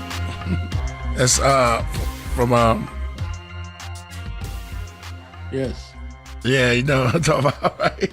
Yeah. Dwayne. Yep, Dwayne. Yeah. Haywood Nelson. Yeah. New York dude, man. Yeah. Oh, I didn't know that. Yeah, New York dude. Yeah, and Ernest Lee Thomas, aka Raj. You said Raj. It's crazy. Yeah. Roger Thomas. Yeah, shout out to Year of the Mosquito. I feel like that track is also like a basketball type track with the horns. Yeah. Oh, like so I'm thinking like back coming out the locker room. Yeah, I'm thinking like back to school. Yeah, that range is crazy. That's like literally what he's illustrating, the back to school type situation, pep rally. Yeah, you know, upbeat, up tempo. Yeah, you know what I'm saying. Priest dunking from half court, like the NBA jam. Hey, Koosh, hanging on the rim. Yeah, man, he's heating up. You know what I'm saying? He's heating up. I used to play Arch Rivals. Remember Arch Rivals, that video game? Ooh, okay, AD. Yeah, you could punch the dude. 400,000 points real quick with the Arch Rivals. Arch Rivals, you could punch the guy and take the ball. It's total foul. Oh wow. But in the game for some reason, you'd heat up and then you'd be like, he's on fire. And the ball would be on fire and stuff. Oh yeah, I did see that. He's on fire. Yeah. Never played Rivals, boy. I'm telling you. That'll make people mad. Was Detroit Pistons basketball. Wow. The bad boy. That's where it came from. Well, wow. Yeah. But you can make people really mad because wasn't that Jordan's problem? I mean, I heard that was his obstacle at first. That was his problem. Yeah. Wow. We had the rules. Ground Air Jordan. That was it. Wow. Yes. Wow. Yes. Yeah, because people would get mad if you play somebody who gets mad quick. Like to get punched and take the ball, they get upset. Oh, yeah. Do you know what I mean? Yeah. It's not like a legal thing. Take like you're playing a speaker, pull a plug, the jet. Yes, rage quits because it's not like NBA Jam where if you're really good to the lab, you legally steal the ball. Right. But with Arch Rivals, because you're punching, like people took that personally because it's like it's unfair in so many ways. What, basketball? No, the punching part. But NBA what sport you play? They didn't do the punch. NBA Jam had to push. Our rivals had to punch. I was only good at Jam had to push. I was good at basketball at taking the ball, and then I would throw the ball to somebody tall. That's dope. Yeah, you would just take the ball. I was good at taking the ball because I'm shorter. Yeah. And I'm fast. Yeah. But when it came to shooting, AD? soccer, no, I didn't do soccer. I just did a little bit of basketball.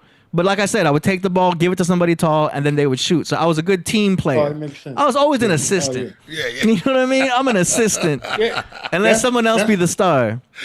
That's the greatest part of basketball. Yeah. You don't have transition basketball without that. Yeah. So it's still fast break, still fast break, still fast break, still fast break. That's transition. So you know to pass the ball to somebody tall versus trying to do it yourself. But I used my agility and like speed to like take the ball, give it to somebody else. You know what I mean? I'm only 5'7", so I would take the ball. Most of that speed comes from like if you're dealing with soccer. Like I love on the defensive end as a coach, like somebody who never played basketball, but it's like, oh, I play lacrosse or I play soccer. Yeah, because you're not going to outrun anybody who plays soccer. And you're not going to get past them. So, you never have to worry about somebody getting behind them and they're going to intercept the passing lanes. Literally, I tell them to take that basketball court and turn it into the soccer field. You're done. You're done. Right. I didn't do the soccer stuff. You're not going to catch them. They don't have to shoot. Like you say, dude, like you pass the ball to somebody, boom, all day. Transition, all day. All day. They see that ball, and they're like, oh, I don't have to touch it with my feet. I can actually use my hands. Forget about it. Yeah. Forget about him. Forget about it. Shout out once again to everyone who submitted those tracks. We're going to have all of your links in the description by tomorrow. Because there was a lot of submissions. So give me 24 hours on that. Hey, you know what? Yeah, Mosquito, if you're going to end off, that's a way to end off. Like, that's what I'm about to say. If that's the grand finale, that's the grand finale. Shout out to You're the Mosquito. No, I shot him out because he came in and he said he couldn't hear it because of the buffering. But thank y'all. I just texted him. And that's what he said. Now. He said, thank y'all. You're the Mosquito just came up and said he couldn't hear it because of all the buffering, but we back now. But, with that, I was going to play an exclusive, but I ain't got to because tomorrow early in the morning, I get it. Yeah, I get it. So I ain't gotta play it. I ain't gotta milk. No milk. No package. Y'all gonna get it. It'll be there for you. Word. As soon as you get up, you don't need none of that. Word. Yo, once again, I want to thank Laird Scranton. Came through. Yo, I think you got the deepest tonight, man. And played music, dropped the mic on us, played his music and said goodbye. Right, and took some of the internet real quick. I'm out. Man. Yeah. Yo, Laird had really did it, man. That was fire. And took the internet, took it down because we supposed to have ended as soon as he left. Because he was like, yo, listen, y'all play my music. And I dropped the jewels that I don't even know it. I never knew he had that many layers to his laird. So he dropped the mic, left the Podcraft on fire. And that's how you do it. So we still went on and we broke the rules. And AD, shout out to Knowledge Born coming through. So tomorrow, Swift is Light. We have the Will coming for y'all. The Will and produced by none other than what his name? Mark Buddha. So you know it's gonna be classic.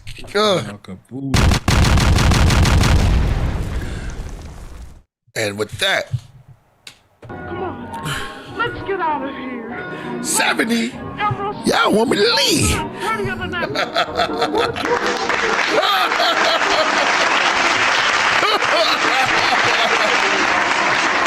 Swift is like the Moor from Berber, the Prince of Persia, a stitch of murder, the war observer, saw him lynch a herder, blood rinsed from a lurker, took a risk when he heard her neck in his grip, then he jerked her, whispered pagan prayers, They let her go down the stairs. Curtains blew everywhere. He hurried through the night air. Lights flare from the watchtower. Search team with rock wallers. Kings that got power. From queens that drop flowers. Screams grew a lot louder. He schemes as the fox prowler. Caught him on the trail.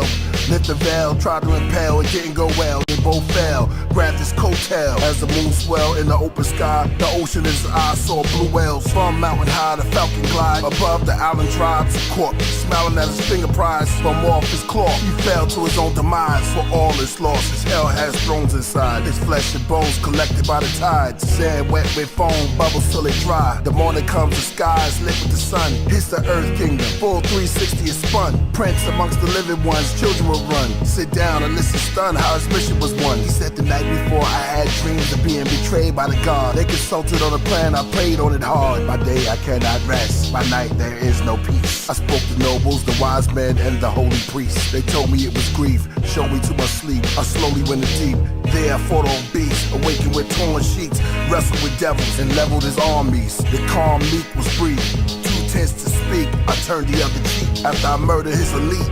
I'm the Canaanite king with Babylonian wing. My battle's holy supreme. Arrows are loaded on your team. As I swing the axe, all our kings are black. I'm the murderer and Merkaba. All bow and worship us. No book can interpret us. We're before night. We are pure light. We absorb sight. We're the tallest height. We are called the bright. For social culture. As the day falls to its closure. Like a retrograde turning off its motor. And the earth's shadow is in full exposure. 200,000 rays of light. Slightly beige white. Silvery dark grays overtake the third boulder. The land of kings and gods in the heavens are now lowered. Talk to him, priest. For a fortress, they ride on horses and kill with soldiers. The greed of man, the seed of damn. For we are the I am. Back when Africa was a tropical rainforest, the Tyrannosaurus, the planet's purest, went from combat with hands to swordmen. The cannons for warring. Check the canyons for drawings. Spamming major land of porous. Unknown forces. The first books was just talking. The man found a way to record it. In ancient Samaria, they found records of schools and mortgage. Tools they used for schools and soaring. Back when the natives first saw New Orleans.